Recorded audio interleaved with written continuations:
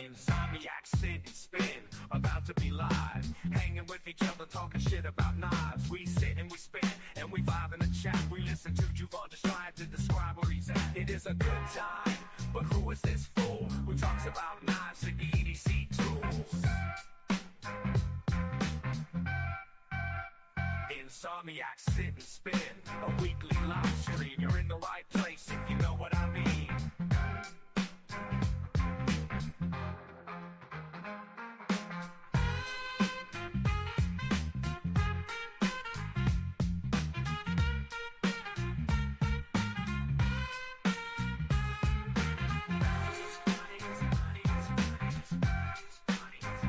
Insomniac, sit and spin, a weekly live stream. You're in the right place if you know what I mean.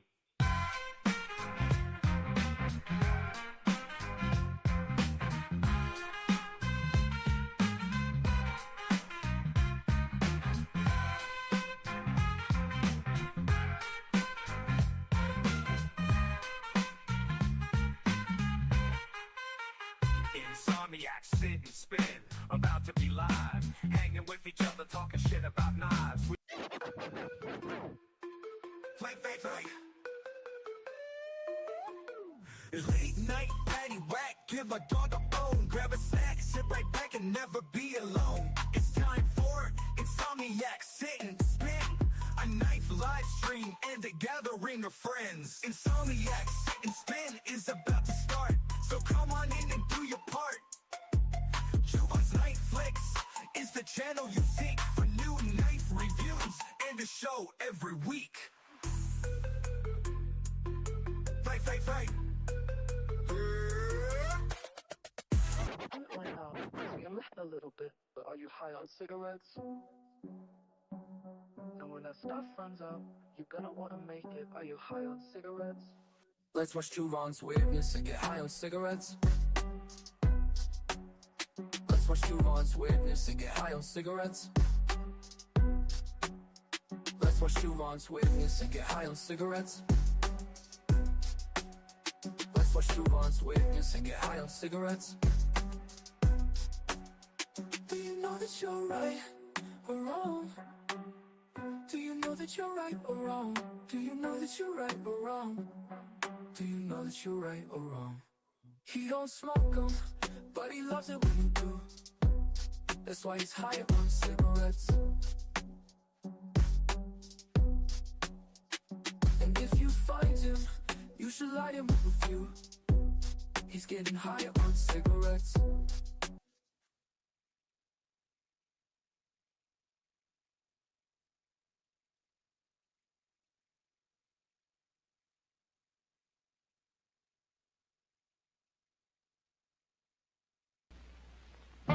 Here's Milky, the marvelous milking cow.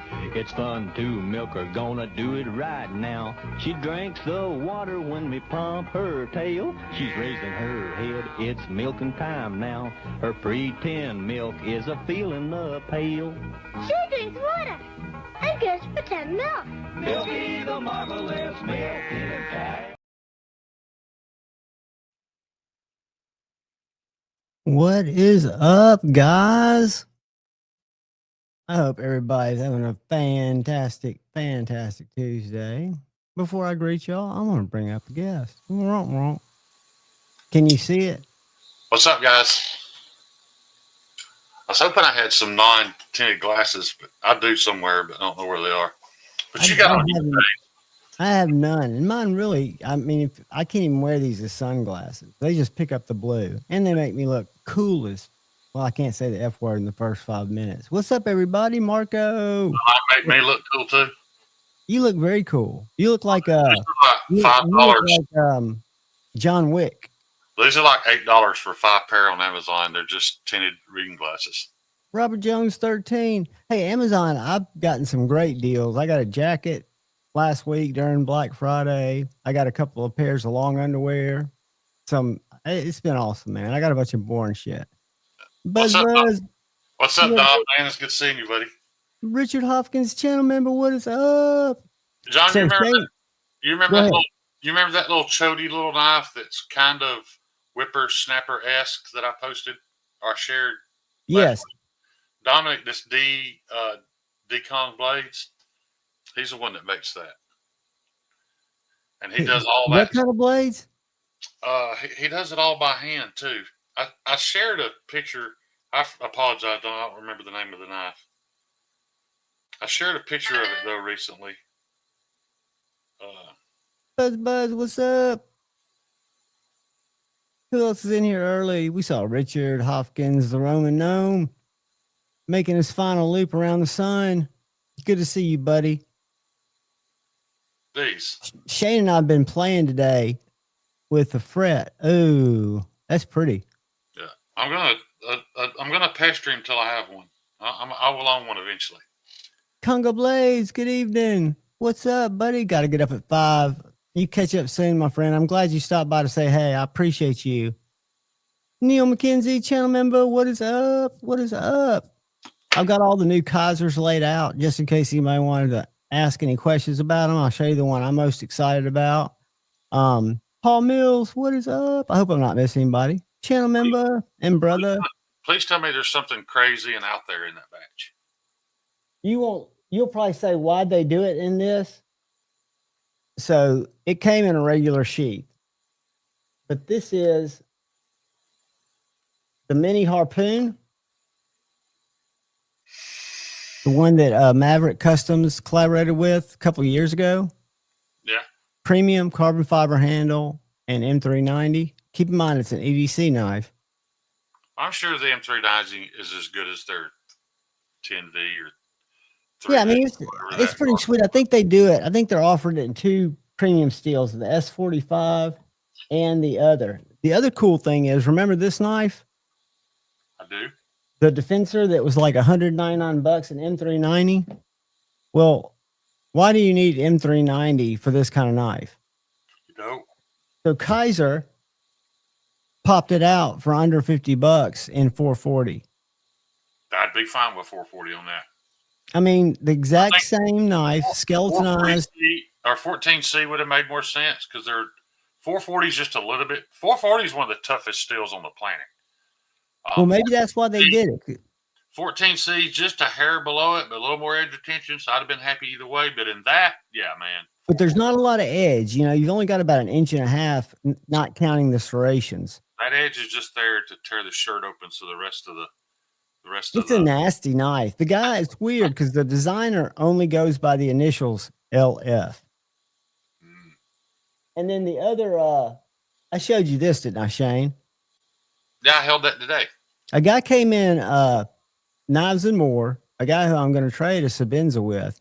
Not Sabenza. What's the next?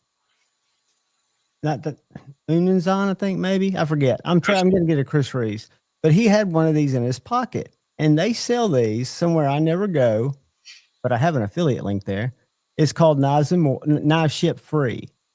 And if you search sheaths, they've got this pocket sheath and one that's just a little bit bigger. And they size them for Bark Rivers. Well, he had a Guardian 3 in this side and his Chickadee in this side. So I thought it was pretty cool. It rides in my back pocket, which is where I carry my knives. I'm a little confused though. What is it? You just Guess how much it costs? Because you like both of the knives because they both kind of feel the same use, right? They're both small. They're both small, but if I put the Guardian 3 in there, which I may, that would be a little more hard use. To have the Chickadee and the Guardian 3, that might be a better mix. But you know what that costs? $50. $35. Very, very well priced. But probably the coolest thing is, I want to just show you, Shane. This was just in less than an hour. Oh, yeah, it really brought the sheen out, didn't it? Maybe I need to get my buffer back out. I think because he said he'd be willing to talk to you about it. Because the one thing, look, you can't see. I want you to see this crown. Make yourself big so we can sit better. Let me make this big. Hold on a second. Guys, this is a fret I made, but Tate at Knives and More polished the handles on a buffer wheel and blasted the blade. I really like the blasted blade on the Magna Cut, and he crowned the spine. All right, see where the harpoon's flat, Yeah, and then look at the spine. yeah, it's nice, man. Yeah, yeah. So that was a little bit of a It was a test.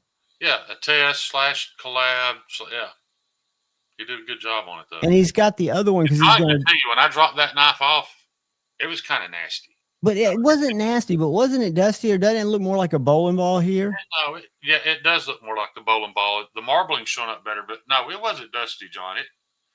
It was a very unrefined. Well, I was originally, my plan was to come home and run it through that 9 sandpaper progression because I like to do that. It's therapeutic. But after seeing this, and he said, John, the only belt I used, and I didn't understand what he was saying. I said, you need to just tell Shane when he comes back up here, show him what you're doing. Yeah, that looks nice. And I've got a buffer, man, but I got scared of, but I was buffing blades. Dude, I'm going to measure. I'm going to mic out these. I'm going to mic out these scales, the width. They are perfect. Perfect. Absolutely perfect. And then tell me if y'all are feeling seasoned greetings when you look at this knife? So far, so good, right? Yeah. Now watch this.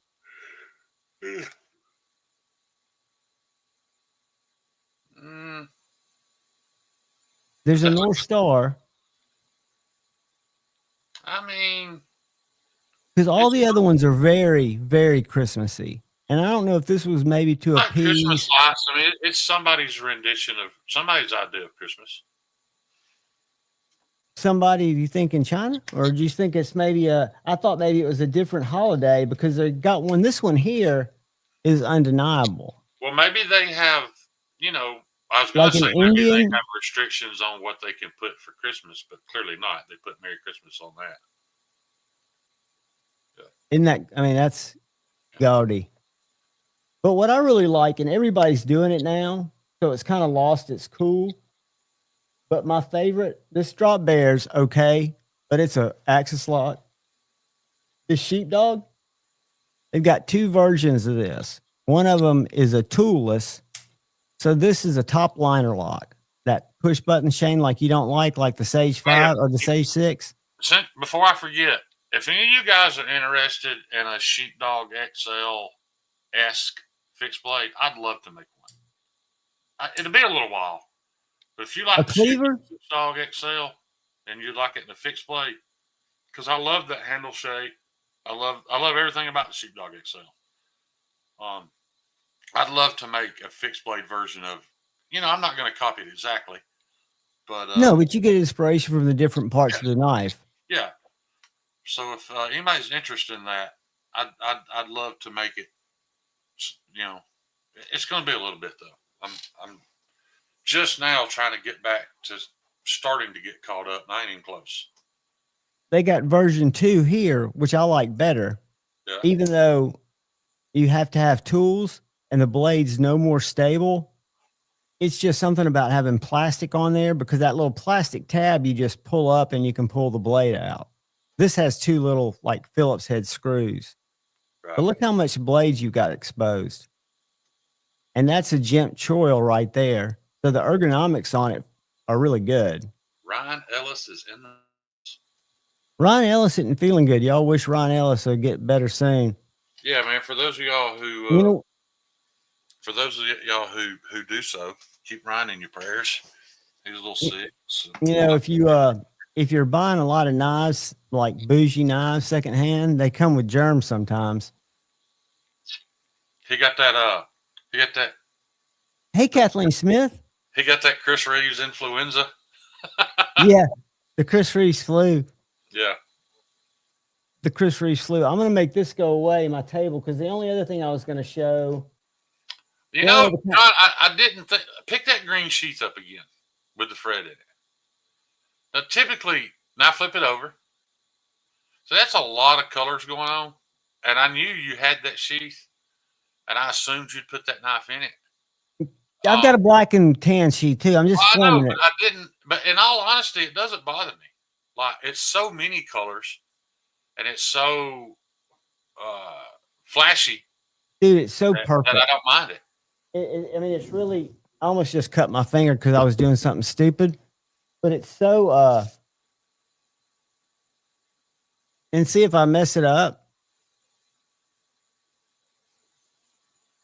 Yes, All I sir. gotta do is get it reblasted. It will cut. Dude, when he puts an edge on it, because he comes out and strops it, the final, he does kitchen knives a lot. That's what mostly people bring them in. And a lot of people bring those, you probably know what they're called. They're Japanese knives, and they look almost like a wedge. They look like they're hard iron, and they start up real thick and come down like a triangle, like a little pyramid upside down. I do not. Zero edge. Well, Dude, Chris, I almost messed up in my live stream the other night. I almost showed your knife and your scales and realized what I was doing and stopped. It's in there. I'm going to get them installed within the next day or so. So you won't be long, buddy. But almost messed up and showed it. I did make a slight mistake. We talked about that on my live stream. But I'm going to roll with it. And if you don't love it, you kiss my southern ass. Hey, let me tell you something.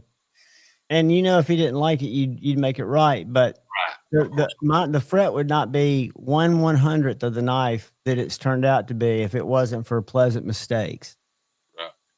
And that's a fact, Jack. I was going to check something because those of you that hate vertical, I was going to see how this StreamYard thing works. Check this out, Shane.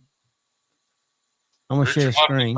I'll have Kyle put you down, buddy. It's going to be a little bit. So, no need to worry about money right now. It's going to be a couple months at least. There's landscape over at Rumble. So Rumble, I'm broadcasting or streaming in a regular landscape mode. Oh, okay. And StreamYard streaming me. Do you have two things showing in your dashboard, Shane? I don't know what you mean. Well, like I've got a big horizontal window and I've got a little vertical. Yes, I do. Yeah. You got two because that's the thing that StreamYard, every time you log in now, they try to get you to do. It's called Mars. And they want you to stream to multiple platforms. Well, I was going to also stream to Twitter, but I got a message when we went live that I have to be a paying member of Twitter. I refuse to give Elon $8. And I'm not on Twitter much. I don't look at it that way, man. I don't look at it as giving Elon $8. Well, it's not that. The reason why I don't mind spending the $15 a month on YouTube Premium, it's my primary source of entertainment. I used to spend $200 with Comcast. Hey, buddy. Paying YouTube $15. When I was working and I had my credit card, YouTube ad free is a value. I don't mind paying that at all. This is Twitter. Yeah. So see, I use Twitter just a little bit to follow news. I don't use it. There's a few knife companies on there, but I think you can stream to TikTok. I'm not on TikTok, nor do I plan to be on TikTok, even though all the knife companies are going to TikTok because I guess TikTok's become a viable place for them to be. I just don't want to get into that whole, I think it's mind rot kind of generally over there. No offense if anybody's on TikTok. Richard, I've got an idea too. How about we call that thing the Shepherd? Just to be a little smart assy. Autumn Wind, what's up? Hey Shane, did I tell you about that one guy? Hey Palmer Conley, and I don't remember his name. Hey, easy puck. God. Put that cat out when you go live. Between dealing with my dad, who I've dealt with all day, my dad thought he had to go to court at 8:30 tomorrow. He actually had a summons. My brother took care of it because of his backyard pool. Yeah. There's a rip in the cover of the pool, so they think it's a mosquito breeding ground, and they were wanting him to come to court. I'm like, my dad's like 87 and doesn't know if it's coming or going. But between that and Puck, today has been a crazy flipping day. Why don't put Puck outside when you get ready to go live? Because he was sleeping in a box. Now he's over here just pucking around. I'd put the whole box outside. That way it's cold, dude. But then again, maybe some people like seeing the misadventures of Puck during your live stream. So Chris, people do like seeing Puck. Everybody keeps asking about my foot, and I really do appreciate the thoughts, guys. It's the same. I had my imaging done. I still haven't had an appointment to see a doctor since the imaging, but I don't know if it even matters because I'm at an age and a point in my health that I don't know that the only thing they're going to tell me is whether they should operate or not. And you're a grown up and you can make those I don't think decisions. I want them to cut my foot open. And you were in Huntsville today. Right. I can get around. I just have limited amount of steps I can take before I start hurting. And I'm trying to deal with that. However, if I wasn't, like if I just go to the shop and I put my boot on, I can extend that greatly. So, I don't want it to stay the way it is. I hope it gets somewhat better, but I'm not going to let them cut me open. Hey, what's the those little carts that Doug Ritter rides around in the last couple of years? Yeah. I wonder what the weight limit is on that thing, because if we got you one of those carts for Blade Show and pimped it out, how cool would that be if you had like an edgy American flag on it? Yeah, I could have those big whips with flags hanging off of them. Just something cool, and maybe you had 3 girls trailing you or something. Maybe you had bring BB with me with a big spike collar and a service dog vest, and have like 10-foot cape coming off the back of it, and have 3 beautiful women from friends you can meet down there, close to where you live, carrying the cape. Just own this whole cripple thing, huh? Hey, you got to just ride it like, dude. I'm gonna tell you, what's up, Cheeto, and everybody. I could tell you watching my dad way too much more than I want to, and the way I feel when I wake up. Getting old is not for the pussies. It's not. It's not a beautiful thing, but we got to fight the feeling. I think the brain is hopefully the last to succumb to I'm old. I mean, I feel every doctor, radiologist, everybody I've seen or talked to about this is like, how have you been walking around this long with your foot in pieces? I'm like, man, I've been living in pain for a long time. It's just pain. And you've learned to tolerate so much more than the average person would. Buzz, you can guarantee if I do it, it's going to be a full flat grind. I don't think I've ever made anything that wasn't a full. It's all I know how to do, in all honesty. So yes, I'm so far behind, aren't I? Yeah. All right, I'm gonna go to the front, and I'm gonna tell everybody. Since Richard spoke up first, unless he comes up with a better name, I think sarcastically we'll just call it the shepherd. You get it? The shepherd, the sheepdog. I like it. Paul Mills. Thank you, brother. 28 months. That's Kathleen. I had a glitch. Hold on.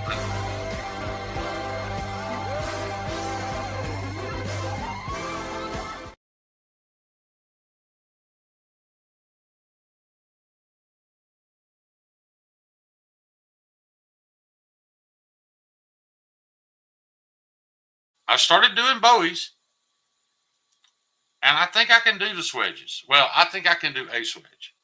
The problem with Cheeto's design that he likes to rub in my face is not that it has a swedge. It has multiple intersecting swedges that are of different depths and different angles.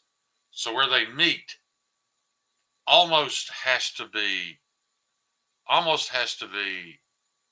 machine done. Like, I don't know.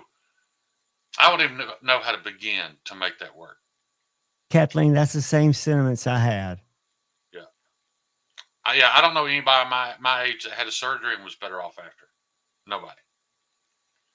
So. No, unless they come out with some super high tech, which none of us will be offered or be able to afford. Unless they tell me, hey, because we know it's all in pieces in there, and they're like, hey, if you don't have the surgery done, then forever and ever, those pieces are just going to float around. You're not going to have any stability. I may consider it, but I don't even know if then, man. I don't know. But did they give you any indication when in any of your consultations that it would be getting worse? They haven't given me any indication of anything. It's the VA. I haven't heard anything. I had imaging done. I'm assuming the doctor saw the images, but no appointment, no nothing. So, let me pull that off the stage. So I don't know. I mean, sometimes you're going to be better off. Something to show off today. You want to make me big for a second? Oh, yeah. Let me make you big. I've had this knife for a little while, guys. I showed it a couple of times. I've never carried it because it was a lightweight with FRN scales. But John put my AWT scales on my Sage 5 Rex 121 today. This absolute cutting machine. And Yeah. I'm not going to say yet that it's taking place of my Mannix. It's definitely number 2. It's It's right such a up there. good knife. And it's got OCD's, you know, what's that called number? What's that? His club number or his Spider Club. Number. Yeah, and Tate noticed that. He said, "Who's Shane's club buddy?" I said, "Does it say number 16 on it?" That's what it is, right? Yeah, 016. Yeah. I said, "Man," because he met, that night he met Justin. I said, "OCD for EDC. Anytime you want a Spider Co, speak up first. If he's not going to keep it in his collection," I've heard him on his live several times say, "Just be the first one to speak up." Dude, he's got a Crew Carta saved right now and a Crew Carta Native Chief. I'm not sure if they're on the site yet, but I know they're available to purchase. Either one of those have been excellent knife. That one guy who was you might have, where'd you go? You'd gone to get us drinks, and this old guy was in there who I swear to gosh must have been a metallurgist or something, or a super weird knife guy for somebody in their 80s or late 70s. He was like, "Rex 121? Oh yeah." He goes, I said, "So is it going to be the edge retention or the toughness?" I forget. He goes, "Oh, edge retention all the way." He was just laying into me a bunch of very little. Todd Cook, I shipped you today, buddy. I was one day late. If you owe me Rex 121 and you want to be heartbroken, pry just a little bit with it because it's going to snap. This is not tough. But it's tougher than Maximed, isn't it? I think they're probably all right there the same. Isn't that thinner than your Mannix too? S125. No, I'm not going to say the knife's better than the steel is definitely higher edge retention than my Rex 45, but isn't it thinner blade stock? Yeah, but I'm still not prepared to say it's better than my Mannix. I love that Mannix. The Mannix is hard to beat, but the Mannix with titanium scales is a little heavier. That's a very still lightweight knife. Oh, yes. And those AWT scales are machined so well. And I know you guys have heard me complain on my PM2 and my Para 3 AWT scales. I struggled a little bit with the lock. Like I would have to press it very hard against the scale to get it to disengage. But it's only been on those 2 knives. Everything else I've used them on, like this one, I can easily disengage. But for some reason, the Para 3 and the PM2, like I really had to bury the lock in there to get it to disengage. But not on this one, so I'm really happy with that. I wonder if it has anything to do with the way that the interior of the scale's machined, where it stops it a little short, where you don't have to keep. They should have milled that pocket just a thousandths, 2,000ths deeper, so that lock would have more room to come over without bottoming out as it disengaged. I carried a different knife today. But then again, John, it may just be me. I've heard one other person. I think Ryan said his does that. I could be mistaken. So it could be a non-issue. It could just be me. What is that? That is a Riot OEM'd Wehr, WEHR, Alley P. It's probably his most popular custom, and he did a production run last year sometime. Okay. And I just loved it. It's a little smaller than I thought it would be, but it's perfect size for me. Right. It's got jimping right there. Who did you have it produced by? Riot. Who I really think is doing the best job of. Hey, I get it, man. It just, and I may be the only one that feels this way, but let's say, and I mentioned him, and I'm not talking about Aries at all. I like that guy, but like if I bought an Aries Bloom and owned it and was super proud of it, I can't lie, man. I'd be a little bit heartbroken when a Chinese. Did you see Knife Dope's video? I did. Okay, we're going to watch it. There's a huge controversy going on. I don't know this knife, but this is a U.S. maker who had a knife pre-order that took 2 years. And in the meantime, he did a production run in China. And everybody got their China knives, and they rant and raved. And Knife Dope waited for his. So hold on one second. And in the group, I didn't see the video until after I saw his post in the group. He was literally, you can imagine, I can't imagine, this knife was probably somewhere close to $4 bills, close to $1,000. Yeah. And he waited almost 2 years. Well, hey, And write was- this time and date down. I'm going to make a prediction that a certain handmade custom people in the chat have. I'm going to make a prediction that knife is Chinese OEMs within the next 24 months. Which one? I'm not going to say his name. He doesn't deserve for me to say his name. Okay, this is let me get this pull up and share it with you. And y'all probably know this knife, and y'all might know this maker. And I'm just sharing what I found to be interesting, because this is a case where everybody was blown away. And there are things, the mistakes on this knife, I want you to look at the sharpening, at the edge termination, at things like that. Things that should not be out of the shop. Something happened, I think. Controversy is the knife you're about to show. Is it the U.S. made one? Yes. That came out after the Chinese one? Well, it should have come out before, but it was a long lead time. It's called the Vanguard. Are you familiar with the knife called the Vanguard? I don't think so. All right, let's get to the ad, and hopefully I can. Come on, ad. And I'm not telling y'all should feel that way. I'm just saying, when I buy, like when I wanted the Microtech, go ahead. Come and get We're not going to watch the whole thing.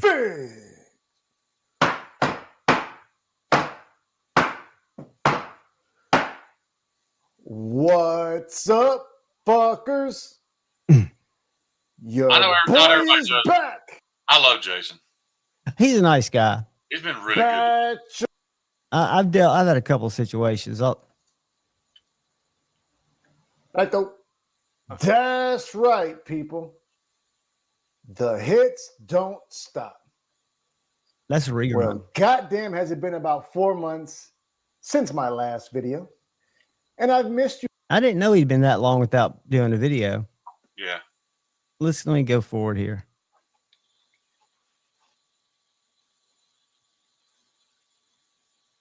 Now we're here today over some USA dope, a pre-order to be exact. A pre-order that was done over a year ago, 16 to 18 months to be exact. And that was this, the Vanguard Knives USA Breaker. Now, he's a very picky individual, I know for a fact, but what I saw in this video, I would have not been happy with. Okay. Carry on. That's just me being transformative. Elite. Now, let me give you a quick rundown. The breaker design itself is a design of Jeff Lavelle. Does anybody know who Jeff Lavelle is? I don't. That didn't ring a bell to me either. Wonderful knife maker here in the States. And the breaker is a custom design of his. Very hard to score. And, price point, I think, $2,000 price range or what have you. Now, Vanguard had the best intention. He wanted to give us a quote unquote mid-tech production variant of that design. So he licensed the design from Jeff Lavelle, and then he went ahead and had that breaker design made in China. And he also had an option for a USA variant of that knife. Now, being the USA homer that I am, I decided to sign up for that pre-order in August of 2024. Originally, it was supposed to be a 2 to 4 month turnaround. And due to one thing or another, the shit just kept deadline. That's kind of crazy. Yeah. Originally 2 months. Yeah, but John, it can all happen over one screw. Oh, I know. And I'm sure he communicated, like I said, but I just want him to open it. I might go forward. Hold on. I'm sure Jason would have been raising hell before. Here we go. This variant that I chose or that I paid for came in about $600 with tax. This actually was a DLT exclusive. Now, this type of fuckery would have never happened at DNK Knives. So head on over to DNK Knives. I've never heard of DNK Knives. They've backed Jason's. Use code fucker 10%. Code fucker 15 will save you 15% each and every Sunday. But I digress. The USA Breaker. Now, this was actually OEM by Griffworks. He is a USA maker. And this is what anybody heard of that? Griffworks? I mean, this is all news to me. I've never heard of any of these companies. good enough to send out. So let's keep that in mind. This was signed off by him as well as DL the two screw through hardware going through. So tap in, which is typically a little bit cheaper than when they tool each side, but whatever, it is what it is. Let's check this hoe out. Did we just create the sharpest knife ever? Excuse me, Ed, if you're in here, I did not mean to say GD. I apologize to anybody I offended. That slipped out. That fucking, I'll give him that. But let's take a look at this goddamn blade, people. Look at this. I tell you what, it amazes me. Look, let's see if I can get this camera to show you guys exactly what's going on. Look at all the scratches on this blade. I don't see them. Okay. But $600 for this knife. I can see I do there now, too. not only is the blade finished, the scale finish horrendous, this will not even cut paper cleanly. Trust me, as I've never shit you. Now, she also arrived off center. You know, skiffs are in the pivot. There is plenty of room for disengagement. You've got ample access. However, there is. Anyway, the verdict is he was going to try to get in touch with DLT the next day and send it back. But did you see that edge? I don't know if that's a bad or good thing or not. It's got a little smile. Oh, it's going to have a huge print eventually. Corner that he cut could have easily added a little bit of. Is that bad? I mean, the way they did that, they should have done better, right? I mean, I think the Chinese one was different. Yeah, and that is sad. If there was a Chinese version and then an American version came out, it was worse. Now, as far as specs goes, let's go over I don't think he's got we've got 7.9 inches for your overall length. Yeah, I got great reviews. 3.52 inches. No, that's watched what magnesium does. That wasn't it. But yeah, the Chinese one was maybe $300 and something dollars, and it was allegedly very good. I don't know who made it. This is my thing though. All I'm getting at is like the Microtech SOCOM was a grail knife for me, and then when the Bravo came out, even though there's still an American-made Alpha, I don't want it anymore. It just it stole something from the knife. That's just for me. I don't expect everybody to feel that way. Is that the one that's got the? Is that the one? One of my favorite Microtech. You can't switch the clip around, and it's a deal breaker for me. It's only tip. That's the SOCOM. Yeah, that's SOCOM. Yeah. You know what's the most expensive one that we have? What? Not counting the Ameriphone Selects. That one from overseas. What's it called? The Bravo. Dude, it's so good, and it's an integral, and I get it, but it's still for me. I know ruins the legacy of the SOCOM. Hey, 5-door. No, you can't go that way. You can't go that way, bud. I'm sorry, man. You won't fit. You know, it's kind of like a hot chick that you've been desiring for a long time, and then you see her with some strung out meth head. She's still hot, but you're not as interested. That's a pretty good analogy. It doesn't, it doesn't affect me like that, but I can see how it can. I can tell you this, I got the knife or the meth head chick. No, I'm just kidding. No, well, the analogy. I got the A to Z had that Dwyer from North Mountain Blade, right? The one that he licensed, and I ended up trading to get that knife from A to Z, and it does not, even though it's full tie, my Strider feels just better. I mean, it doesn't feel as smooth, but it's like somebody like Tate handled that Curtis medium. You can go that way. Can y'all still hear me? Yeah. All right. He just walked across the soundboard, motherfucker. Todd, I don't like pre-orders, buddy. They've got a Curtis production knife that is really, really nice. And Tate agreed that it was very, very nice, but says it does not feel like a USA made. There's something, I don't think you can capture the soul in a lot of it. It is so nice, Robert. It is, like I say, it's the smoothest, or it's the most expensive Microtech in knives and more that's not a Ameriphone Select. And I sat there. I found it. I agree. It's better than the regular SOCOM.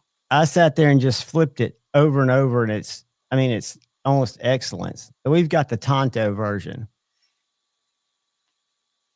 Yeah, I agree. Paul Mills better, did. It's better made, but to me, that's not as much of a brag for Rock as it is a knock against Microtech. Why can't Microtech make it better? Why can't they turn the clip around if they know everybody wants it turned? I don't get it. And Paul, I'm holding it for you. You've got first right of refusal. Paul traded that knife to me. Yeah. Dude. That's the Bravo, right? This is the Mini. The Mini Bravo. The Bravo, right? Right. Yeah. But look at the back spacer. Knife. Yeah, it's a great knife. And I'm not trying to take anything away from Rock or Ray, however you say that company's name. I just don't understand why Anthony Marfion could make a knife and then say, well, hey, guys, we can't meet demand, so we're going to let China make some. Why in the hell would you let him make a better knife than what you're selling? What are you thinking? You see what I'm saying? Why would you let them make better than what you're making? Is it possible that he's so narcissistic? Yes. That he thinks his are better, regardless of what? He's not an idiot. If he thinks that, he's lying to himself. He just took the money. He needed the money so that he could sue Gavin Hawk over something that didn't belong to him, and so he could sue his own son. And I've got to report that one of the changes in the version 4 of the Ultratech is they have no longer offering zero blade play. It has been discontinued. I loved how he worded it too, like it was an upgrade. Oh yeah.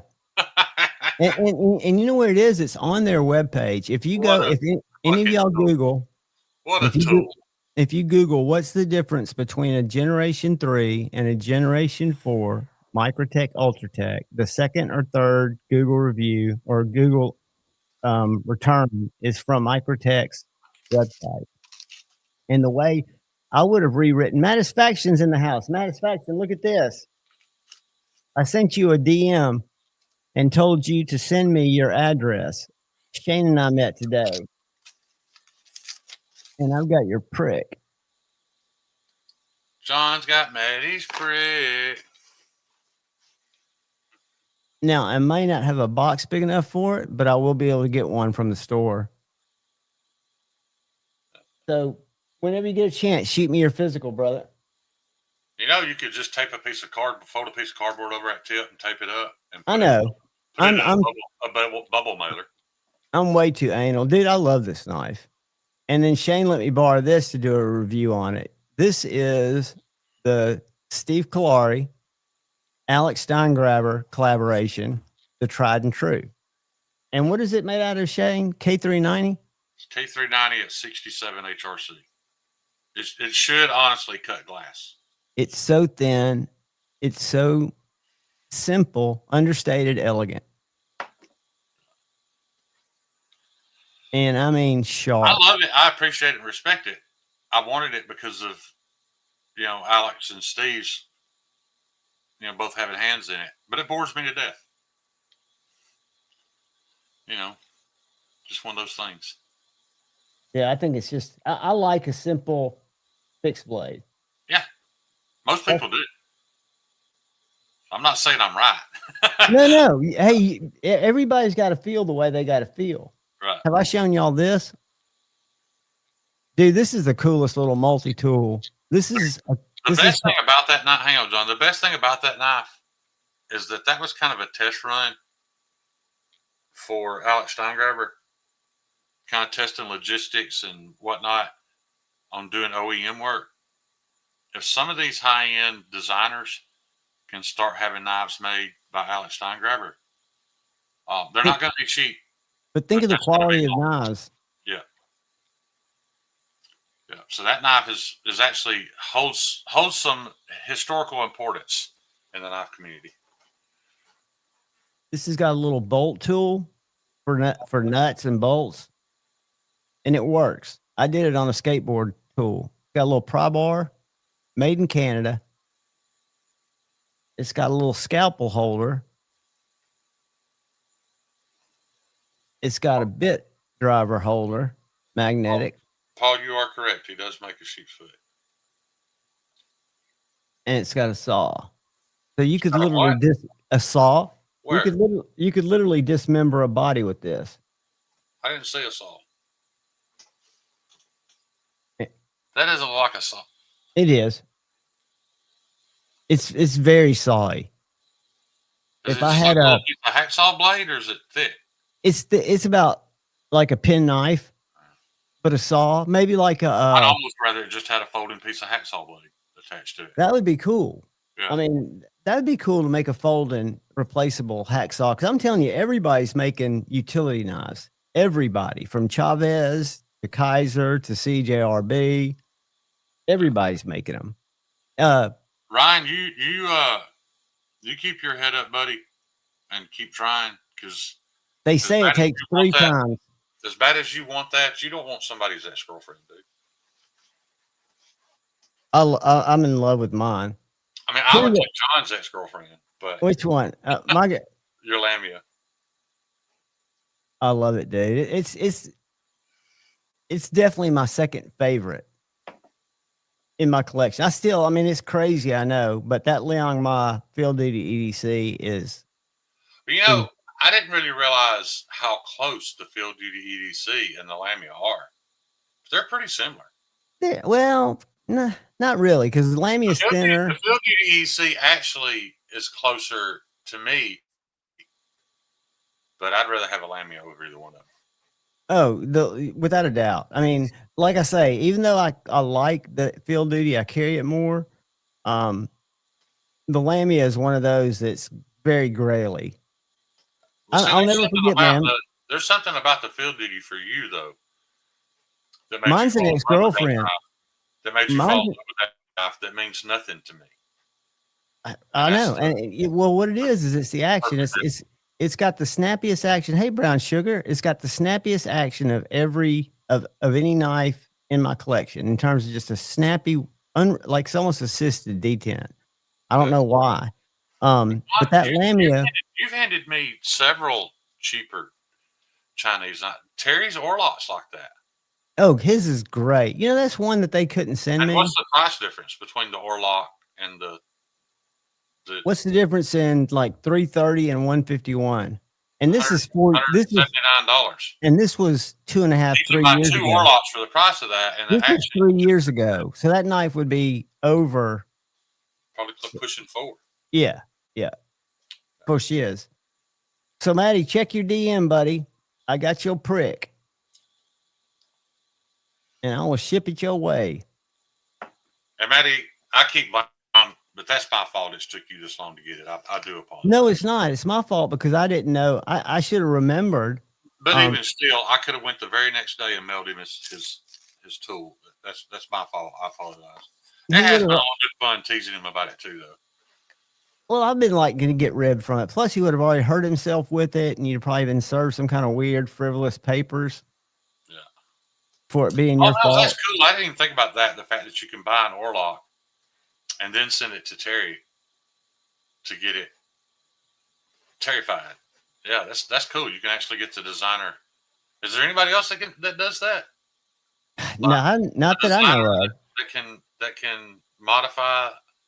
I was blessed to get the Proto and to get Ryan sent me his. Let's not use that word. To check out. Blessed. Yeah. No, I was stoked, dude, because I thought I would get one because Concept usually sends me almost everything. I think they sold out. They did, and I'd asked for it in advance, but they didn't have. You know, there was so much demand on it that it was like, sorry.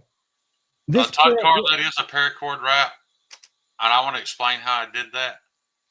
I put a layer of epoxy on the steel. I wrapped the paracord around it. It feels very organic. Put on a pair of gloves and got epoxy all over my hands, and soaked the paracord in epoxy, and then wrapped it again, and then did the same thing again. So it's pretty hard. It's got a little give to it, but the paracord itself is kind of soaked in epoxy. Okay, Terry's saying 3 of the 5 colorways sold out. So apparently there are still some left. This is a little knife that's one of Kizer's December knives. That's a very Boring. budget. It's boring, but it's budget, and it's a little bit smaller than the original. I think it'll be a good knife for How somebody. much is that? I want to say it's under $50. Let me look. Okay. I was going to say, if that's anywhere close to the that new buck with the axis lock that I think is like 80, that would be cool. If it's half the price of the buck, that's cool. Dude, the bucks with the axis lock, I wish you'd have seen one today down there. The FRN, Yeah. they suck. The one I handled was they- nice. I don't know if it was FRE. I don't know like what variant I held, but I mean, I thought Check it was this all right. out. What do you mean by it sucked? It felt lighter than a Benchmade. Yeah. Check this out. Does it just not feel sturdy? Is that what you're saying? No, and it wasn't that expensive. Now this, Well, yeah, that's where it all started. this is a special one. Oh wow. Did that auto just not deploy? It didn't deploy. And it's Twice?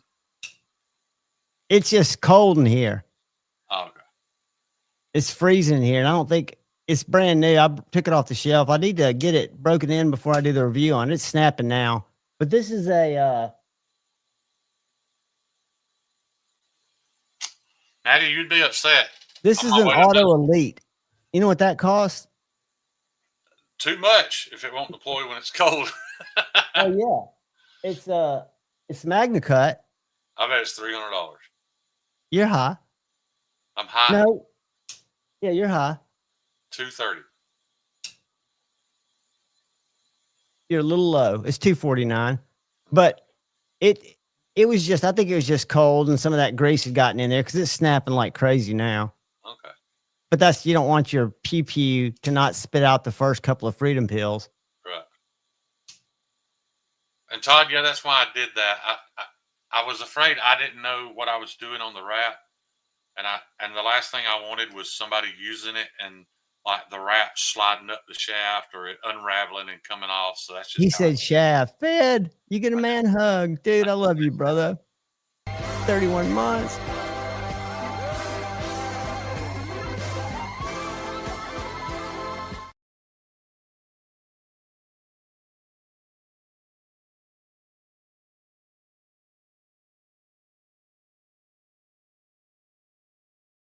You're muted. I'm muted. There you go. Bucks are harder to date, but I got this little card that has how to date cases because that's what I'm trying to learn about. You never answered me before you start on case. Why did you think the buck felt cheap? Because the FRN felt thin, even compared to the tagged out that I like so much, except for the FRN scales. But Benchmade's FRN scales feel where you can't squeeze them. To me, the buck felt very squishy. I can squish a bug out till they touch.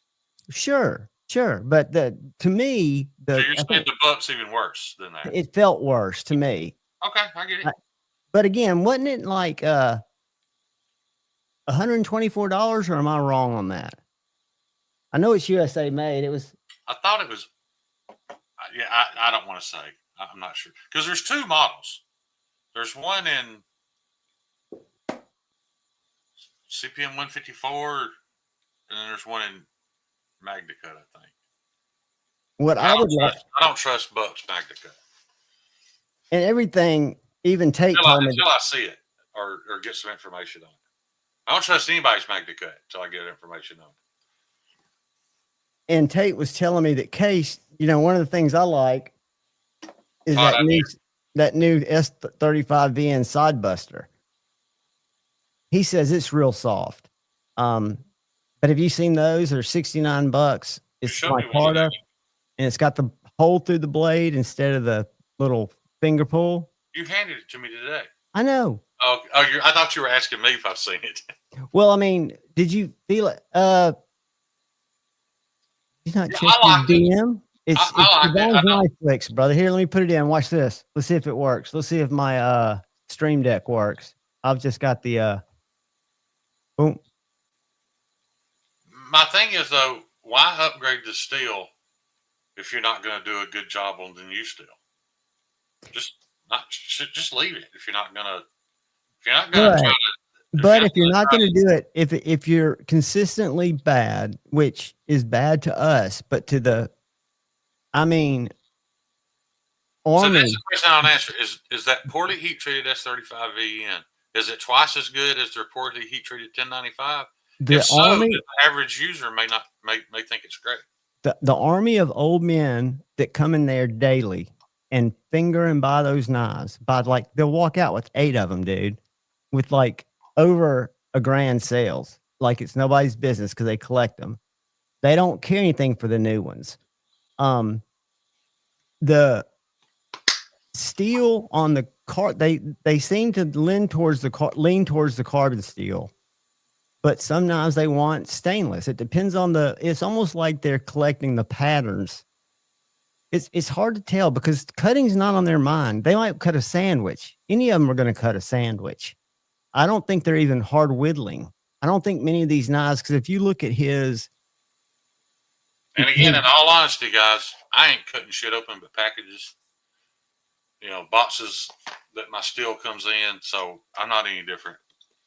Well, I you think about it. That if I needed it, if I had a rope tied around my neck, hooked to a truck running 50 miles an hour, and I'm running out of slack, and I gotta cut that fucking rope right now, I want good steel. That's how I look at it. Manny, I'll tell you something about those softer steels is something that I would like to learn how to do, but I don't want to learn how to do it on diamond plates. I watched Tate, the guy I work with. He sits at his desk and he will hone and he'll sharpen a lot of these little knives on those brown stones. I don't know what kind of Arkansas stone it is. He's not putting any water on it. But he gets stuff, and those kitchen knives too. He gets them razor sharp, but they're softer steels. They're not a steel that requires a diamond. Anytime he has to sharpen a super steel, he has to go to his TS Prof. 5-door, I've got 2 slip joints. Why don't they make more kitchen knives for these chefs that are always bringing their stuff in to be sharpened? Why don't they make really hard? I'm trying to do that. But I mean, do you think the market, because they all seem to accept it for what it is? We have chefs come in there weekly, dude, bringing their backpack full of knives. They don't know any better. 5-door keeps making my head swell, talking about how great that chef's knife is he got for me. And I hope he gets to a point where he tells me, hey, man, it gave out, something so that. It shouldn't give out if you use it. Well, I just mean, I'd like to know how far you can push it just to see if there's something I can do better. Tell me how true this is. I do want to tell you this, dude. On Thanksgiving, I was thinking about that, and I was like, somewhere out there, I don't even know where the guy lives, far across the country, some guy's preparing his Thanksgiving meal for his family with something that I made. Man, that is badass. That's cool. That is really cool. That is very, very cool. I mean, that's being part of somebody's life. Yeah. And I say that because we had a rush this last week of people coming in panicked, and Tate can turn the knife around while they wait. If they've got 5 the next day, they're like, I'm so glad I'm going to have these for Thanksgiving. I've got to be able to cut, and this probably might be the only time that they bring them in, when around Thanksgiving. Who knows? But yeah, I think that's really cool. Well, 5-door, I know the handle on those are it's just broomstick shaped. I mean, it's flat, but it's just a straight handle. So I'd love some feedback. I'd like to make the handle prettier and more ergonomic if need be, but I don't know what it needs yet, so I haven't changed anything yet. What'd you make it out of? 5-doors is 14C. 14C, so that's pretty stainless, right? Yeah. I'm about to make some out of Pro Cut, not going to be stainless, so you have to take care of it. The reason I'm going to do it though is because I got some that's 3.5 inches wide, so I can make some taller blades with some sure enough finger clearance. So help me understand this. They being Tate, doesn't seem to be worried that much about rust. He seems to he'll just take that shit off. Right. Or you I just mean, take like, care my rust eraser will take it off, but isn't there a bad side to when you see? I mean, when I see a little, I always take it off, but he does it with a belt, I my think. Steve Clarey custom chef knife that I have, W2, W1, whatever it is, it looks like shit. Every time I use it, I wash it and spray it with like cooking spray. But before I even get it washed, it's already turning colors. It 'Cause doesn't it's so- matter. Is that just because it's so loaded with what, carbon? Yeah, it's just a high carbon steel. There's no stainless in it. But why do you care? It just gives the knife character. Just let it patina. It doesn't hurt it. I still oil it to keep it from rusting. But So the patina the iron in blood when you're cutting meat, if it's not highly stainless, it's going to turn that steel color. And I happen to like the colors.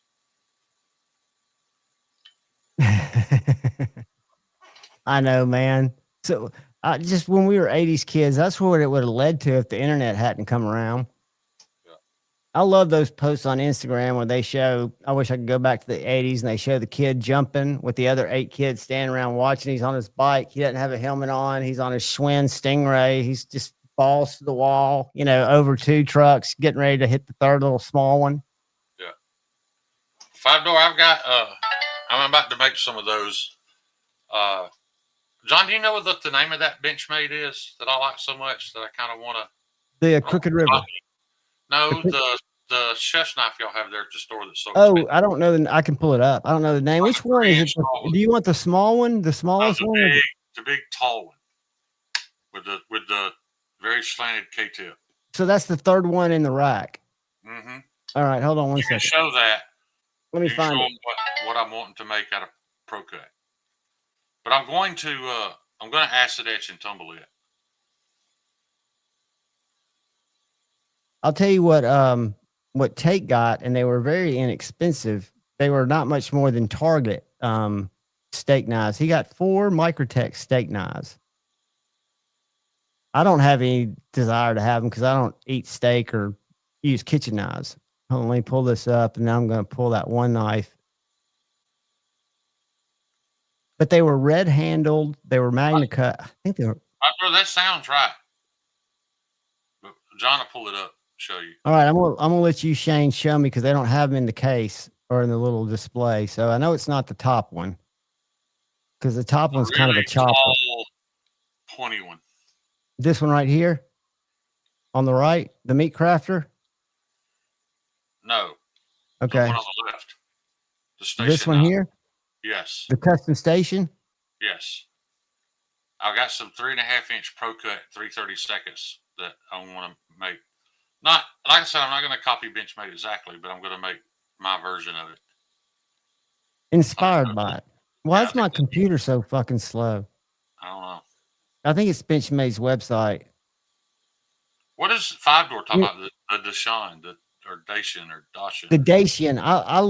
I love it, except for the sheath. I think the sheath, that's the one I was showing you today that's got the leather and the Kydex sheath. Yeah. So how long is this thing? It was pretty big, man. It's probably about a 10-inch knife, I think. Maybe 11. CPM 154 or 440C? Yeah, I don't want a 440C. Oh, that seems expensive. Yeah, I'm talking about making them for... Oh, I know. I'm just under $200.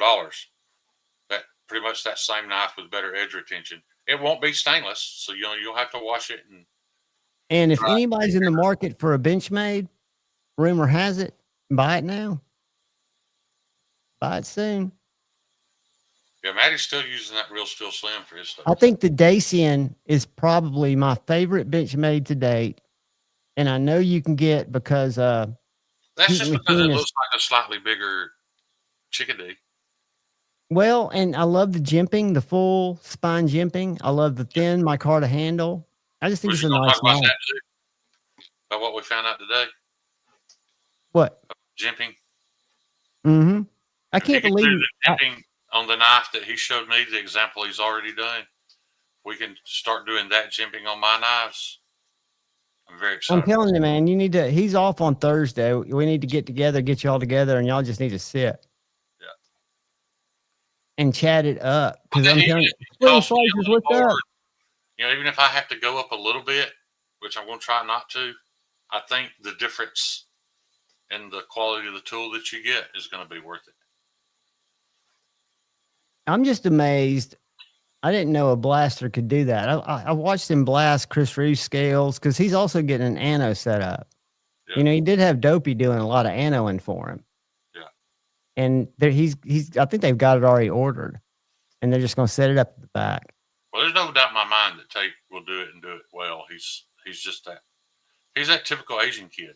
He gets into something and he has to perfect it. Yeah. Well, just like with his little car. Where's Kyle at? I don't know if he's feeling better or not. He usually jumps in about 10:30. He's He probably said he's going to be home tonight. Yeah, he's probably creeping. He's probably eating a sandwich right now, or he fell asleep. He ain't eating no sandwich. He's eating some chicken nuggets. Ooh, I could eat some chicken nuggets. Every time I start getting hungry, I think about this.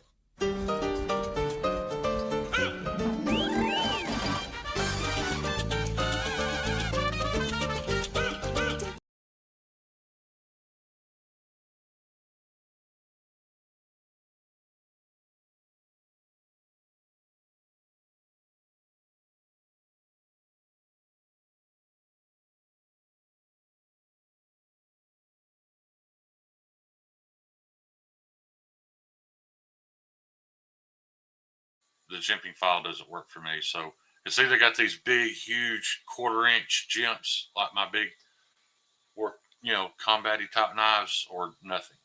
I wonder, I bet when you see the jimping that this guy did on this cheap knife just to test it, how does he hold it? I've jimping. never seen him do it. I don't know. He said he's building a clamping system to hold them up straight so he can do it. Have you ever seen and I don't know if he uses a laser. I can't imagine him using a file, but have you ever seen Dustin Driver's jimping? I don't remember it. Dude, hopefully you can see it. Nah, split and slices. Good to see you, buddy.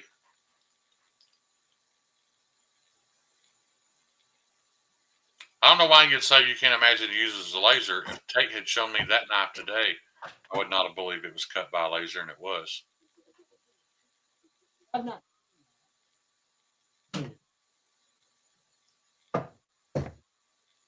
Check this out. This is like a crosshatch jimping. Yeah, that's filed. That's file work. But it's so perfect. Yeah. Well, that Tate did is a little finer than that. It actually gives really good traction without feeling like it's tearing your skin off. I haven't seen Mimo either. I haven't seen Mimo either. You know who I haven't seen Bama Ninja. I haven't either. I don't know what's up with either one of those. I need to reach out to him. Yeah. I saw a post, I think, on Instagram from him. But people take breaks. I mean, I'll tell you this. Yeah, they typically announce them though. Yeah. But it's just I know I don't chat as much in lives. There are a couple of lives I creep in. But I just when I talk to myself about knives so much every day, it just gets blah. And then I also feel like if I watch knife content, it's going to make me influenced to think something about a knife. Cliff's stepdaddy does file work. Paul's throwing the big guns. Might just be taking another break like last time. Very possible. And, I know, guys, I think of, who I think of? I don't think I'm doxing him because I think this was his name in chat. You remember Jeremy Spalding? Hey, Nemo. Shane. Yeah. You remember Jeremy Spalding? Yeah. See, that's a name I haven't seen in forever. He used to be not only in Panic Slides with us, he was in our Clubhouse chat. I'm trying to think. I mean, there are so many names that you just don't see anymore. Yeah, Jeremy Spalding used to be my number one, top commenter on my videos, but it was always like a week late. So I don't know what's up with him. I know we were just about somebody here a while back that I checked in on, and he was not doing well physically, mentally, financially. I can't remember who it was now. Was it Derek? No, I've talked to Derek.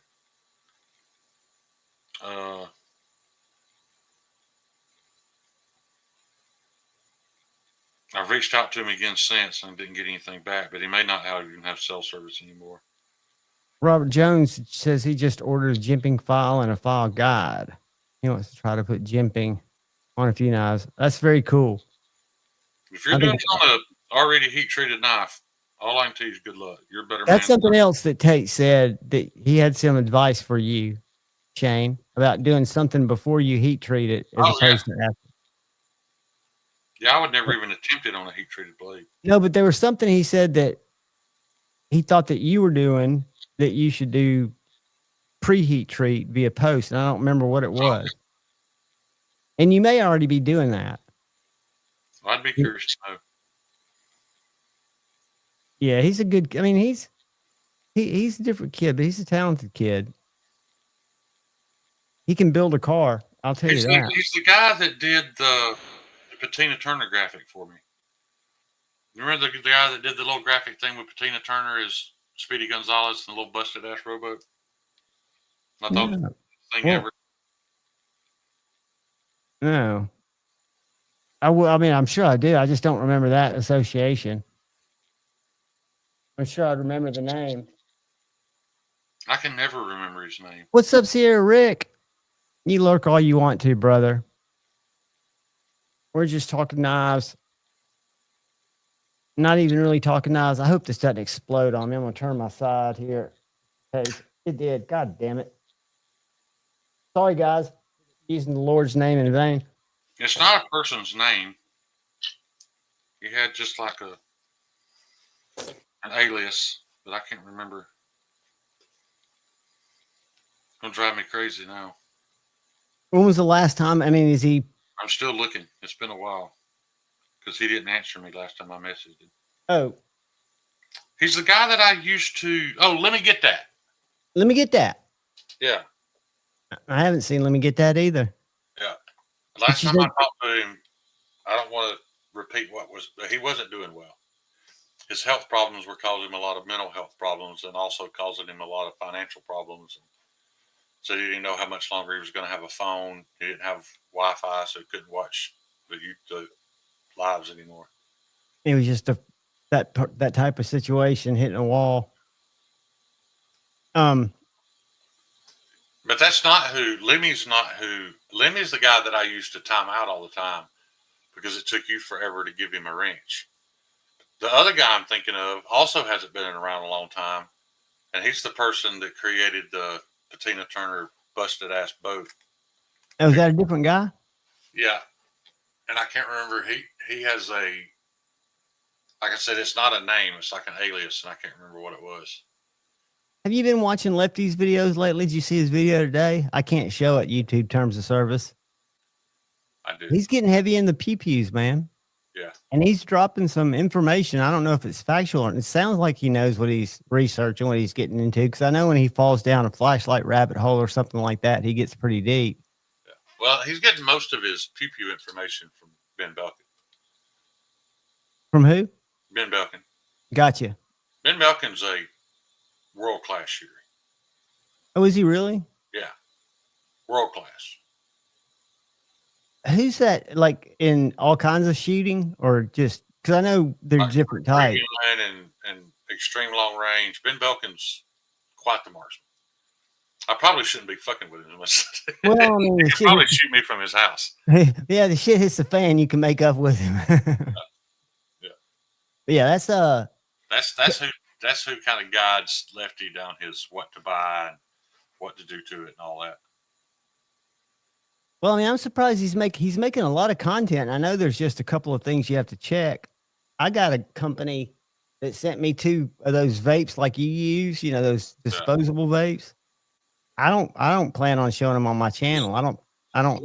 Lefty mentioned his title, and when he said it, everybody kind of freaked out because they associated it with something that it was associated with. But Ben's a grandmaster, kind of like Terran Tactical. Not a Grand Dragon. He's a But grand. has he ever? Does he? I've never even heard him talk about shooting. He doesn't. Is he like ex-military or just is he a shooter? He's just a shooter, a very good shooter. That's. I mean, that's strong. I'll tell you what I've been seeing on YouTube, and I don't think it's AI. That guy that's been winning all the championships, the World Olympics and stuff with iron sights. Yeah. The pistol. Have you seen that guy? Yeah. That's real, right? Mm-hmm. John, I seen a guy show up at I say long range. It was 500 yards, but it was a law enforcement competition. And all them cops had high end, SR-25s and $10,000-$15,000 AR type rifles. And this sheriff from somewhere in Arizona showed up with a 30-30 with iron sights and beat all of them. Just knocking I that. didn't even meant to shoot it up 500 yards.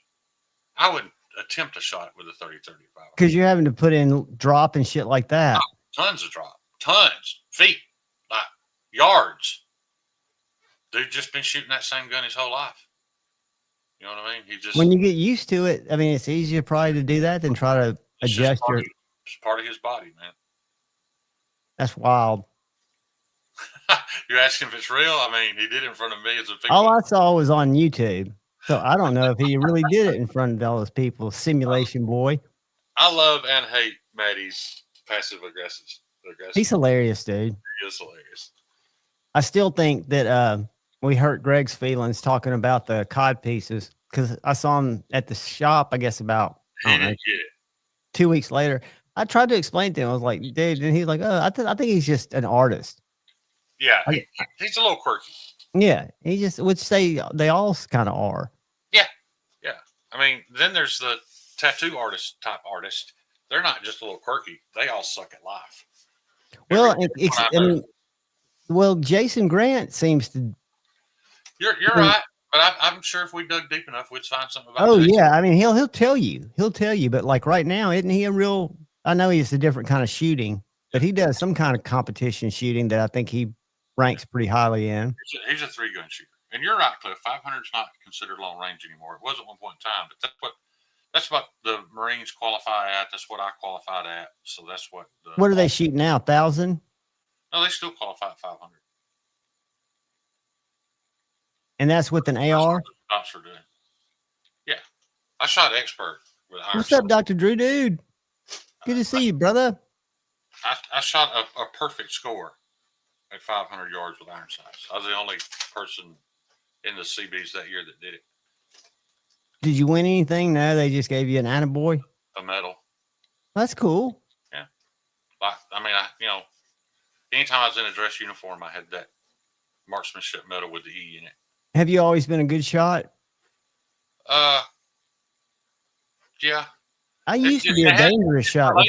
It's related to my OCD with numbers and angles and even the things being even and being able to line up your sight. Yeah, it was the same reason I was really good at pool. I could look at the angle the ball needed to go and dissect what angle I needed to hit it at, even though they're round objects where they're going to contact. I was just good at doing that in my head. Now, don't get me wrong. People who train every day would outshoot me every time I tried. But as far as, a bunch of 18-year-old kids, they lined up. They almost did. What was sad, though, was I didn't even qualify with the pistol. I couldn't hit with that Beretta M9. I couldn't shoot until just recently. Yeah, and I couldn't qualify at all. And then I turned around and shot expert with the 1911. That Beretta, of course, when I took it out of the box, the one that was issued to me, you could literally shake it and it would rattle. It was wore out. Until they reissue those, they don't give new service guns? Oh, the CBs don't get anything new. So the Army gets everything new. Like right now, they've got that new XM7, or it's just the M7 now. The X means it's a prototype, but now that it's been passed, it's the M7. And when they get ready to get new shit, they'll hand that M7 down to the Marines. The Marines that have it 10, 20 years, hand-me-down stuff. And then when Marines get done with it, they'll hand that down to the CBs. So I didn't know it worked like that. We get third-hand weaponry. Because we're not a combat. We are a combat unit, but we're a defensive unit. Right. That's why I told you that one guy in the community that talks about he was a CB and he got dropped out of a helicopter into a battle zone, all that shit. It's a fucking liar. That's stolen valor. Fuck that dude. That don't happen. That's just not part of the job assignment. CBs have been in combat plenty of times, but it's because they were working on a base or setting up a field hospital or a landing strip. And it came under attack? Yeah, the enemy came back and attacked. So then you had to fight. All we were taught to do is defend. We never kicked in a door. We never assaulted. Never jumped out of a helicopter? No. We came in on a ship and we're driven there. It's just we were construction workers who had to defend what we built. Right. John to Wayne keep it from being C. Yeah, that makes sense. I mean, it's still a scary ass job. There ain't nothing taken away from that. Yeah, the average lifespan of a construction electrician, which is what I was in Vietnam, was 13 minutes. Once you gaff into a pole and you climb up above the tree line, the clock. Yeah. I mean, yeah. How? I mean, did they wear special armor or anything, or was it just? They don't wear any armor. Yeah, I mean, I know that they sat on their helmets, like at least in the movies, they sat on their helmet. You have a plastic construction helmet. That's the thing. You're a construction worker who happens to have an M16. That's it. No other. So they don't give you even an ordnance helmet when you're over there working? No. Like a flak helmet? You want a plastic construction site helmet. Jesus Christ, I didn't know that. Yeah. It seems like they'd outfit you at least with like flak jackets and stuff like that. We had some flak jackets, but you can't work. You can't work with a flak jacket on. No. And you probably don't want a heavy helmet on your head. No. You're hanging off the side of a power pole. Now maybe the equipment operators, they're sitting in a seat. They could probably get away with a flak jacket. But your builders and electricians and utilities mate, which are plumbers, welders, they ain't wearing no fucking flak jacket. Well, it's going to be interesting. CBs have done some great shit, but it wasn't because they were chosen. It was because something really bad happened, and they were the only people close. So they came in with guys lined up behind the blade of a dozer, attacking a bridge that they were never trained to do. They pulled off some amazing stuff, but that's not their job. Right, but I mean, I guess in the heat of battle, you'll do. Right, I have fired shots. Shots coming out of a window, I can see muzzle flash, and I fired shots into that window. Did I hit anybody? I don't know, because we wouldn't go check. That's not what we do. We're not going to go check and confirm a kill and all that. We're just trying to get the job done and get out of there. Where we got to go to build a forward operating base or a field hospital or so once you build it, there's troops that come in and occupy it and defend it. Once we build it, some of them stay to maintain it, and they stay along with the very small number of Marines that were left there to defend it, and the rest of the CBs will go on. The battalion will go on to build something else bigger. You have units that stay behind to maintain it. Crazy business, man. I'll tell you, with the drone shit, and I'm sure a lot of it's AI, but the stuff you see, not just with drones, but the supersonic rockets. Have you been seeing some of that shit? Yeah. Those things are wild, man. Yeah. I mean, I just think, and they say, what do they say? December 19th, the day that Atlas 3I is supposed to come dock up with us. Have you followed any of that? I ain't worried about that at all, dude. I'm not worried about it. I just think it's fascinating. It's the world. It's the end of the world. It is what. No, it's not. I mean, they could be here to tell us, hey guys, this is what you need to do. We brought, I saw the coolest, and I don't mean to offend anybody, but it was on my Instagram. It was an Adam and Eve, or it was the first pilgrimage or something. What was it? It was basically an alien and an ape sitting next to each other. Like that's our heritage. Yeah. That aliens are because this thing I've seen, and this is probably AI, but I've seen pictures of it drawn on pyramids, on further back cave drawings, and this rock, this meteor, is changing directions and putting off radio signals and shit, which is kind of cool. Who knows, dude? Don't be offended, Maddie. I won't send your prick. I don't know. I mean, a 6 gauge. This is the thing. Those scientists telling you that something's not possible. Those scientists told you that it's not possible that we built the pyramid. We don't know. They don't know anything. They have no idea. They don't know that an asteroid might be able to change speed or trajectory or that it's moving so fast that it might put off some type of signal. We don't know half of what we act like we know, and scientists especially. Well, because what archaeologists scientists is they say shit. Everything scientists say is a theory, right? And they want to prove that theory. That's not their job. Their job is to disprove it wrong. Theory, and they quit doing that years ago. That's right. A hypothesis. Thank you, Crispy. And the whole thing that I've heard Joe Rogan and some of his people talk about, don't hold that against me, but lost technology. Like our archaeologists can't tell, for example, if the Egyptians were super advanced and that technology was lost. The Midwest at one point in time was covered in a glacier miles thick. And that's why it's so flat. That ice pushed across the entire continent until it flattened it into one big slab. If there had been any technology there, we wouldn't find any traces of it. We don't know what people were capable of back in the day. No. They may have been just as advanced as we are with lesser shit. With just different ways of doing it, right? We just don't know. It's fascinating. And I know one thing for sure, and we won't get into it. We'll talk about knives, but we were not taught reality in school. I think school is a government school for a reason. It's propaganda. It's exactly what it is, dude. But in all honesty, though, John, to make a civilization work, you have to do that. You have to get everybody marching in the same direction. We'd all still be running around scratching our bare asses and dragging women by the hair of the head. It's a necessity. You know, it sucks when you think about it, but that's just first world problems, man. Yeah, you just wonder what would happen with a Gates or a Musk or a Jobs in a society that wasn't established. Would they not be able to thrive at all? They'd probably find a way to get out. They'd probably be beaten to death before they were old enough to realize how smart they were. That's true too. Because I mean, that was definitely during a time where only the strongest, toughest, and meanest made it. If they the intellectuals weren't given a lot of weight. Yeah. What's up, Michael? They gradually were, just like, you know, with the American Indians. With the American Indians, your shaman and your old wise men were highly regarded, but who knows how long that had been in effect? You just don't know. Do you know that that college, what's that famous college, Oxford? Do you know Oxford University was built and in operation when the pyramids were built? No. Oxford University is as old as the pyramids. Oxford in England? Which are also as old as the giant sequoias. I didn't know that. I had no idea. You're talking Oxford in England, right? Yeah, I'm sure it's not the same building, don't get me wrong.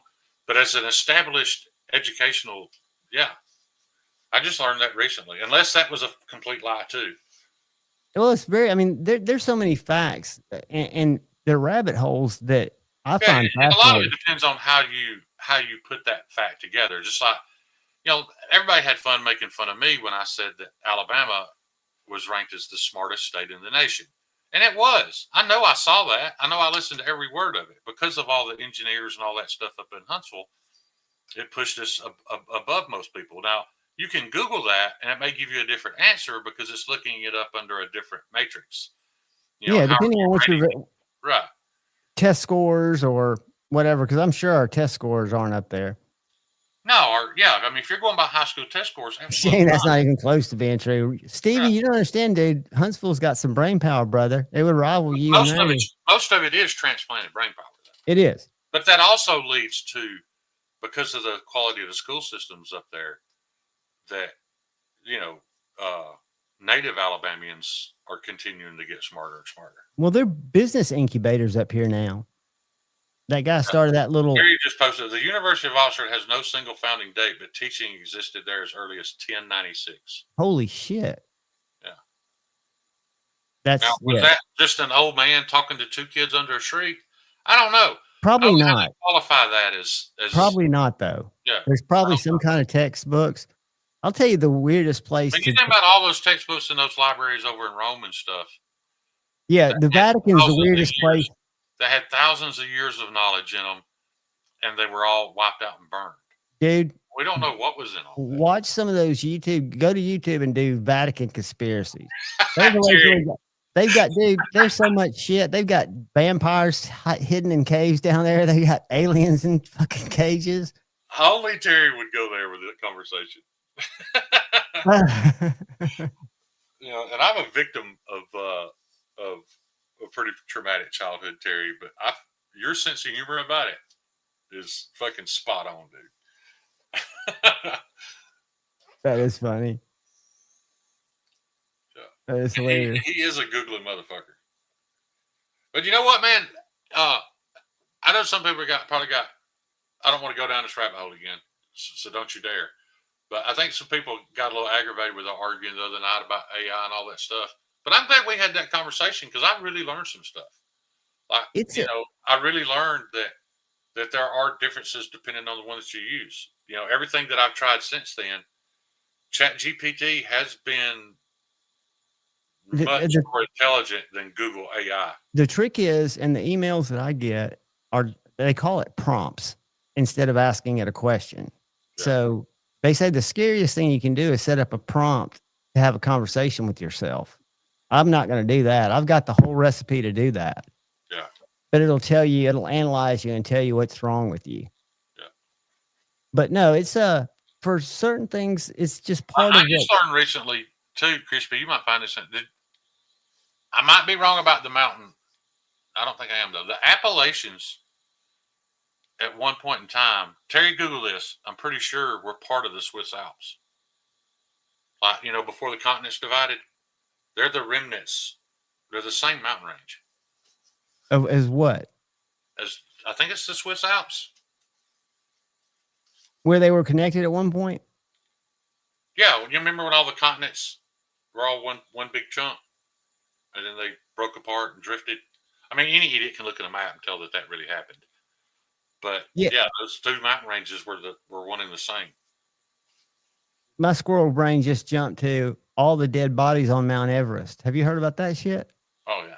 When you climb Mount Everest, you're like climbing over. You can hide every one of them with all the feces that's on Mount Everest, though. Oh God, dude. The Sherpas, man. I'd hate to be a Sherpa. I'd rather be a sheep herder than a Sherpa. Yeah. But those people, they found some hockey player who had been missing for several years, fucking fully preserved in a glacier. Yeah. But they walk past those people and you see them, they're just like. I think it's really cool now that we've got the technology that, you know, we can X-ray Antarctica and all that stuff and see that at one point in time it was a thriving rainforest. And you know, we found all these lakes that are buried between 40. I don't know if this is conspiracy theory or not, but allegedly you cannot fly over Antarctica. And the FCC and the people will say it's because of the magnetic shit it has on. I've heard all kind of reasons. I've heard, you know, because they don't want any type of air pollution. Who knows, man. But anytime you tell people they can't do something, kind of like Area 51, guys, Area 51 is just where we test top secret aircraft. But as soon as you say, hey, you can't enter here or fly over here, oh, it must be spaceships. And no, maybe it is spaceships. I don't know. I think my uncle worked in intelligence his entire career. He was George H. Bush's right-hand man at the CIA. And when the Central Pangea Mountains, when the supercontinent Pangea broke apart. Thank you, Terry. And I think the other part of it now, though, Terry, is I think it's the Alps. I could be wrong, though. It could be the Himalayas. I don't know. But anyway, I remember when I was a kid and the crop circle started happening, they flew him there. And I had a conversation with him about it. And I said, was it not just somebody with boards knocking the wheat over? Which is the theory everybody thought it was. And he was like, it's absolutely not. He's like, all that wheat was softened at the root by radiation, fused together, and rehardened. Like if you tried to stand it up, it would break. And then years later, he was the one that released the report that said, oh, it's just some guys with boards and ropes. So whatever he discovered, they wouldn't allow him to discuss it. He still and people disappear for less. Do you think Australia is big when you look at it on a globe? I never did. No, but it's because the way the globe's designed. Check this out. This is squirrel brain. Then I'm going to get off it. Look at this picture to the right. Right. Yeah, none of them are to scale on the globe because of the curvature. Let's not get into that either. But if you lived in like if you live in Australia, do you have the biggest map on your globes? Cicero's been a member for a month, dude. Thank you. There's several countries on the globe that look either smaller or bigger than they actually are. But do they look smaller or bigger to their home country?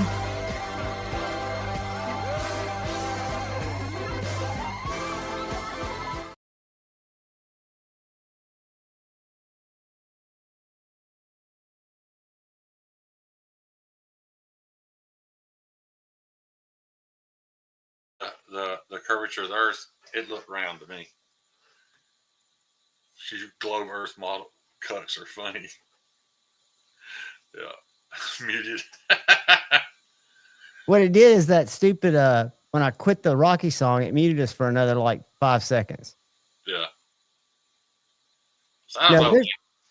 And whatever you do, because YouTube algorithm is so weird, if you jump down one of those rabbit holes, it's gonna feed you all kinds of conspiracy. It's gonna feed you what you want to hear. Yeah, I mean, have you ever? Once you get interested in one view of it, and you it's spend a gonna little throw more you all time kinds of watching that different one, stuff. it's gonna keep feeding you that same view from different people. I say that's the difference. Is I'm okay not knowing. We don't know. Scientists cannot handle the concept of not knowing. They think they have to know everything, so they make something up, and then they defend it to the death. And nearly everything that they've made up years later has been found to not be. The whole Freon ruins the ozone layer. That was all a bullshit lie. 3M, the makers of R12 Freon, their scientists are the one that said that. You know why they said that? Because the fucking patent was running out. So all their competition was about to make billions of dollars off of it too, and they couldn't have that. All a lie. I made fucking tens of thousands of dollars off this shit. And Stevie, they got new information now that's gonna blow Maddie's mind. It's actually hot dog shaped. Oh, I was going to tell you that too, Maddie. I stopped on my way to Javon's today and bought me 2 smoked sausage glizzies. Was thinking about you. Started to take a picture, but I don't know what's going on with my appetite because I'm continuing to lose weight. I ate a glizzy and a half and had to throw the other half out the window. Dude, you threw it out the window? Look at this bead blasted fret. Somebody's got to feed them stray dogs on the side of the road. If I had a nickel for every time Shane said it's really bigger, it just looks small because of the curvature. When I said curvature, just for the record, I wasn't talking about of the Earth. I was talking about of the way they printed on the globe. I don't understand it. I don't want some chick coming here telling me how stupid I am. Text our little buddy Kyle and make sure he's doing all right. He doesn't have to be here. I'm just curious if I guarantee he's falling asleep. Or he's sitting there going, I'm not fucking with those. That was at Nathan's I had today, Terry. And I will admit, it was one of the better hot dogs I've had. But I dropped below 250 pounds yesterday. I'm down to 240 from 380. From 387 to 249. Lancelot, Master Yoda. You know what I've been craving lately? Is it Jack Brown's? Is that what that place is called? The hamburger place? Yeah. God, dude. I was showing my mom the menu and she didn't get it because all the funky. Yeah, she's lettuce and tomato and onion and pickle, mayo, ketchup, mustard kind of gal. And they got a sign hanging when you walk in there. Lettuce and tomato for rabbits. Don't ask. Kyle, I can add you. Can you not add yourself? Or are you just waiting backstage? There he is. There's my brother. I was missing you, buddy. I may have prematurely brought him on. I remember that night Grateful Panic passed out in his chair. He said, hang on a minute, and took himself off screen and literally instantly passed out. And I brought him back up, not knowing. And then he was all mad because he was embarrassed that he passed out on screen. You remember that, Kyle? That's kind of funny. I missed that. Was that when you and him were streaming together? Like that dude literally said, hang on a second. And hit the button, took himself off screen, and boom, just fucking comb it out. And I pulled him back up. When he woke up, he was all mad. Fucking not at all on pills. That was kind of the beginning of the end. I don't think I realized what a problem old John Boy had. Hey, what's up, guys? All right. Hey, buddy. I'm sorry. For some reason, I thought you might be having trouble getting up. Because StreamYard's changed so much. At least he didn't turn into a completely hateful fucking asshole when he got drunk, though. That's true. That's true. He was actually he was a pretty chill drunk. He got sad, but that's okay. That's understandable. But for a long time, I didn't realize he was drunk during the live streams. I'd seen him have that one drink. I thought that was it. I didn't realize he was getting drunk till he passed out on me one night. No, he was pounding the chair. Yeah, you remember it, Kyle? Do what now? You remember it when he passed out that night? Yeah. And then cussed me out for putting him back on the screen. Yep. Hey, man, that's just part of it. Let me tell you something, guys. I know not all y'all know the whole Grateful Panic story. Y'all heard bits and pieces. The Grateful Panic days, when he was who we thought he was, were fucking awesome. It brought a lot of us together. My live stream was never better than when it was me and Panic. We had really good chemistry. It sucked that it fell apart. It just did. But when it was good, it was really good, man. Yeah, I always had fond memories of those days. And I always liked his solo live streams back when it was Friday I'm in live and the Tuesday night live. Table. Yeah. I did used to think when he'd do his reviews, though, and he'd be on that little wooden table doing a review, and a cockroach would run across the table, I think I would have ended that and started over. Yeah. I don't think I could leave the cockroaches running across the table. But, hey, man, it is what it is. It definitely is what it is. Here's my, once again, me promoting something off Instagram. I talked about it once already.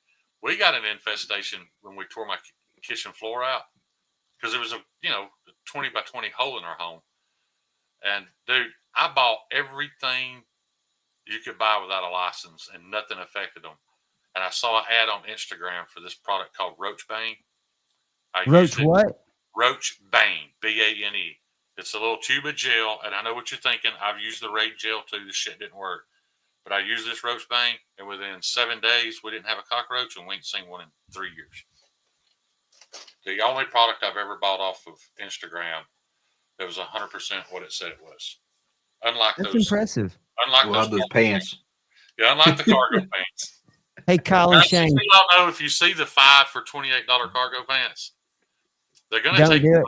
You're never going to get any pants, and they're going to hope you do what I did and just say fuck it and not push for a refund.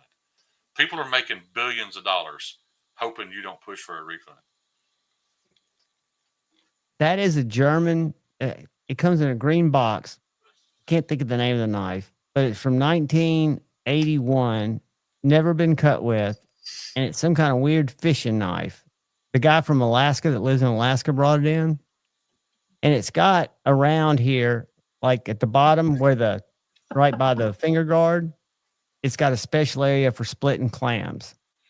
Stevie, are you saying maybe I'm the problem? Is that what you're getting at? Is Stevie saying maybe I'm the problem? Or you got a bad picker? Yeah. I think he's saying, that you might have to consider the source. Maybe so. No, we've all, what basically everybody evolved. Stevie, you and I have streamed together, so that would make us streaming partners to some degree. Also have a special edge for splitting clam. You, Terry, was going to fucking comment. As soon as you said the word clam, I knew it was coming. Hey, Terry. Yeah, just so y'all know, that is a 1931 Leatherworks sheath, and it's fucking wicked. It's freaking beautiful. Yeah. Kathleen asked why, because I did a video the other day. My top 10 knives that I have to carry in my right pocket. And it's because the sheaths are the blades are too long. My back pocket bottoms out. So I've got to carry them instead of my primary carry. Well, that happens when you buy a little. Someone clip that. Well, this one works fine. That's why she said, she goes, why isn't your knife in there? I was like, because it doesn't bottom out. It'll clip in my pocket. This one won't. This is a front right pocket carry. So how many inches does it take to bottom out? Is that about 7? Especially in his back pocket. My back pocket's pretty short. I will tell you that. Your back pocket won't take 7 inches. Is that what you're saying? It won't take 7 inches easily. Not without making me go. Hey, Christopher, what's up, buddy? Hey, I'm Oh, gonna dude, I'm so glad. Let me tell you something. I have get up and turn the heat 3 down. Kizer harpoons and one I wanted to show off that I just unboxed the day after tomorrow, or I unboxed it today, but it's going to be a video on it tomorrow. I've had it for a while. This is the new harpoon from Kizer with carbon fiber handles and M390. And it's right, I know, it's right under $100. Dude, this is a Maverick Customs collaboration. This is the sliciest EDC knife. It's not a hard use fixie. Yeah, I know. I've had a couple of them come through. It's a good knife. John, I've got 3 of them. I love it. You using the word slicey anymore? I'm sorry. I wish I could spell slicey. John calling something slicey anymore. Well, for me, slicey is what I like to do. Like, I know. I'm just kidding. I wish I liked hard use stuff. Hey, Kyle, I'm gonna get to test this out. Check this out. You remember that? Yep. Shane brought it for me to test. Not test it, just do a review on it. I don't do much except cut myself. But the edge is sick on this. Isn't I don't know, just from holding it, but it's boring as hell. Shane says that too. See, I like a very understated. It has no soul to it. It just seems very, very bland. To me, and in looks, you're probably right. If you're just thinking of it like that, to me, I think of the collaboration. I think of the steel. Oh, I love the collaboration. It's a great steel and it's a great knife, but it just. I got up and forgot to turn the heat down. Shit, I'll be right back. It does look pretty basic, though. You're right there. And it feels basic too. Lynch Northwest has a new knife coming out. Have y'all seen it? Yep. And when Shane gets back, I got one to show off too. Sweet. Sweet. Oh. I was seeing if I had anything. And I got some news I want to talk about too. Here's the thing, though, guys. If you want to make a knife that sells big numbers, you have to make something that appeals to the masses, and that's probably going to be a little boring. Hey, Gareth. You know, my opinion, the Lynch Northwest knife is a little boring because it's something we've seen a lot. You know, when you start making knives like the Fret, like I don't think 5-door likes the look of the Fret. Was it 5-door that mentioned that here recently? And that's cool. That's fine. I get it. You know, it doesn't speak to everybody, but like Cliff sees that knife and all he saw was a great little skinner. I've never called it a skinner. He's right. It'll make a great skinner. It's smaller, isn't it, Stevie? The audience I'm targeting. I like a small, skinny knife. I don't want a big one. Because the smaller the knife, the closer that tip is to your finger, the more control you have inside of a carcass. Hey, Henry, I'm terrible at geography. Butler sounds familiar, but I'm in Huntsville, north central Alabama, huh? Butler's South Alabama, isn't it? Is it close to Auburn or further south? I don't know. I don't know. Geography sucks for me, but I'm in north central Alabama, about 20 miles south of Tennessee. But that being said, I'm super glad Lynch is making a knife. Like, I would love to see Casey Lynch take over everything, in all honesty. You know, you can't find a nicer guy to want to buy from. Yeah, he a great guy and a family business and just like you say, a good human. Terry, little fixed blades are where it's at. I don't know if you were here earlier, but I had a guy come in to Knives and More, and he showed me his double sheath. He carried a Guardian in one side. This is a little sheath they sell at Knives Ship Free that holds just a pocket dropper. I drop it in my back pocket because it's not too deep, even though the string hangs out of my pocket on this one. It's because your pockets are too small. Well, wearing those boys' pants. At that price, though, I wonder if that thing is. I'd almost be willing to bet those pieces are stamped out. They'd almost have to be for that person to be making any money at that price. Yeah, I like it. I think it's well, it's one piece of leather. You can see where it's folded there, like a taco. Yeah. But it's a company called, and they've got a heavy-duty machine sewing it. They've got an Instagram. It's called Northwoods. So if we go to Northwoods here, Northwoods Leather wasn't that Troy? Todd Carr, you're 100% right. There's probably been more deer broke down with a buck 110 or a sod buster than all the knives we own. You know, looking at his Instagram, it is Northwoods. I don't think it's the same Northwoods. So Northwoods Leather Works was I think Yeah, his name was Troy. that's the guy that made all lefty slips. I'm looking at him now. Correct. Yeah, the one you held up looks like complete garbage compared to what Troy's made. Well, let me show it to you. Hold on a second. Let me go to that. Yeah, Joe just said that's definitely not Troy's work. Yeah, that's what I was saying. That Troy's work was very, very well, this good. is also $36. Right. But it's thick, and I haven't stuck myself in the leg yet. Let me share this real quick. Yeah, and I know there's a lot of leather work that comes out of Mexico too. And I'm not going to get on a bandwagon about. I don't have an issue with products coming out of Mexico. Oh, Shane.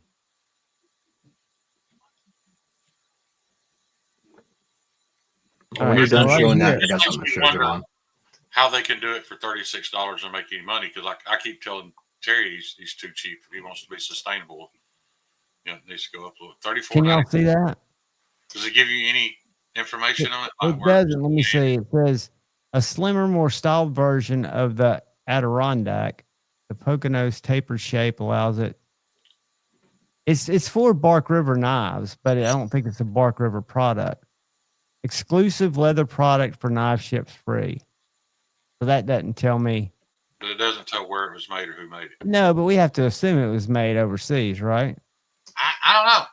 I mean, I'm assuming Joe would probably know better than I would at that price.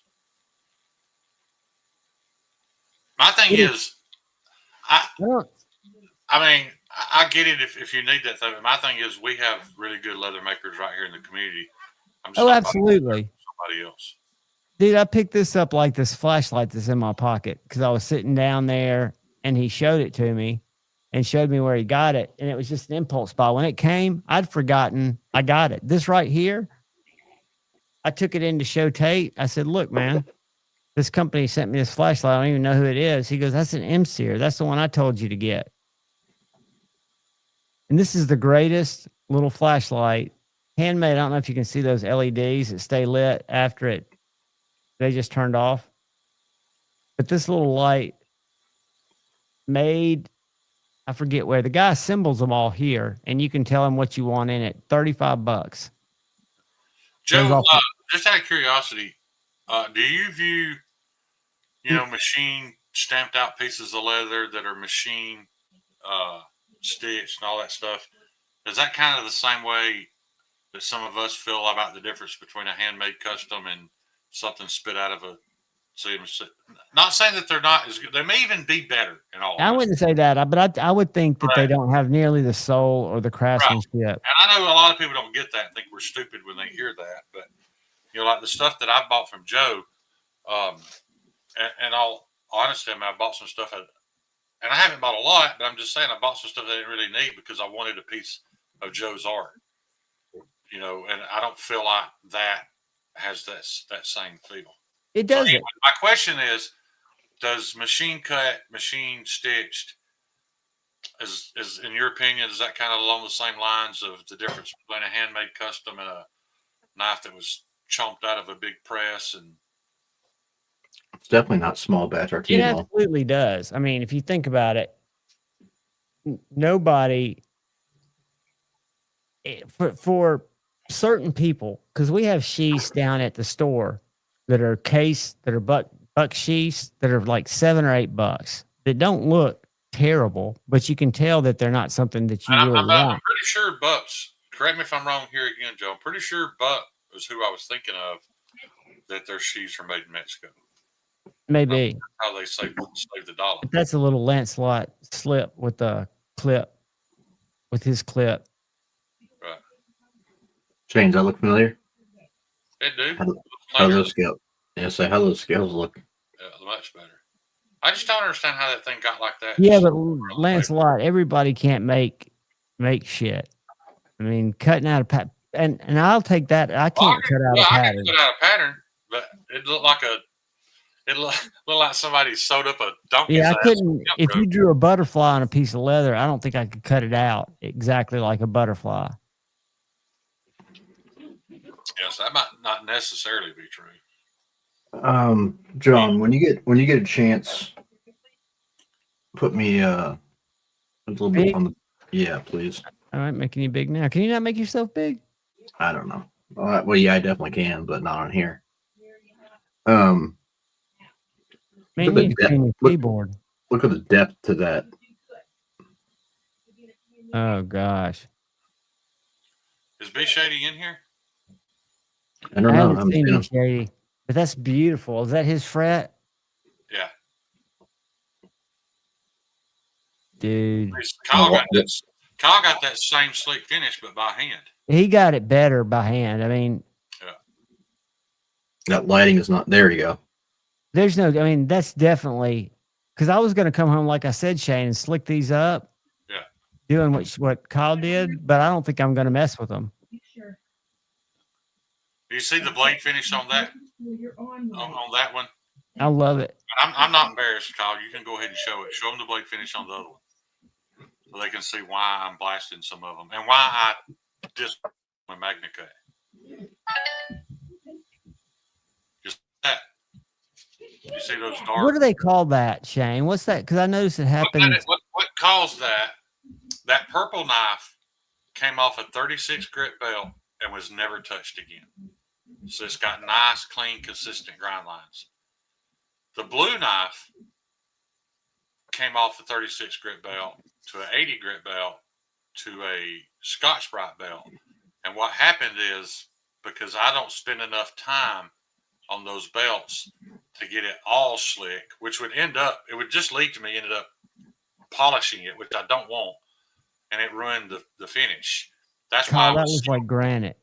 That's why I was so excited to see Tate blast one of those today to see what it looks like. In all honesty, that blue knife, which belongs to Cheeto, either needs blasted or there's another option that I don't know if it's been talked about yet. So I'll leave it. Yeah, I talked to him about it, and I think that's what's going to happen. Kyle, that's next level gorgeous, dude. Yeah, that did not look like that when I sent it to Kyle.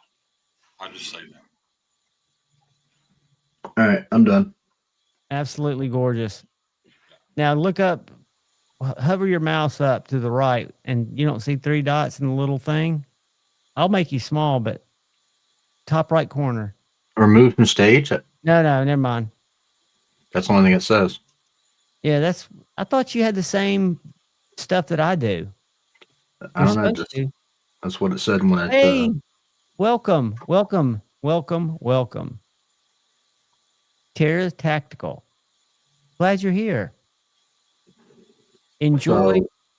Todd, I appreciate that, but in all honesty, Cheetos didn't. But that's fine. I had intentions of further doing more work on Cheetos, but I'd already had it too long. I'm just explaining why it came to Kyle like that. I'd already had it too long, and I haven't been able to work much, so I just had to send it out. And I would not be able to do what Kyle's about to do. So you see that blasted, Kyle? It's hard to see on your screen, John. All that blue just is it? Yeah. Let me do this. It's like a real flat gray. It's hard to see on your screen though. Yeah. There you go. Now see, Kyle, that knife looked a lot like the blue knife. And that's literally 90 seconds of media blasting. Yeah. And I know some people don't like media blast, but that being MagnaCut, you don't have to worry about the pores rusting. Look at the spine. Yeah, that the one Javon's got, he crowned the spine while we were down there.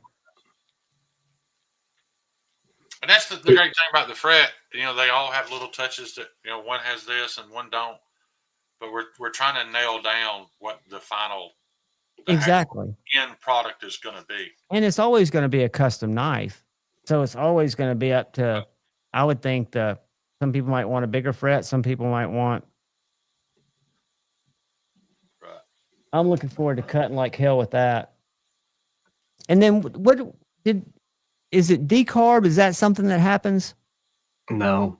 It does, but it's not an issue like people try to make it out. What was I telling you that was happening at TCAL?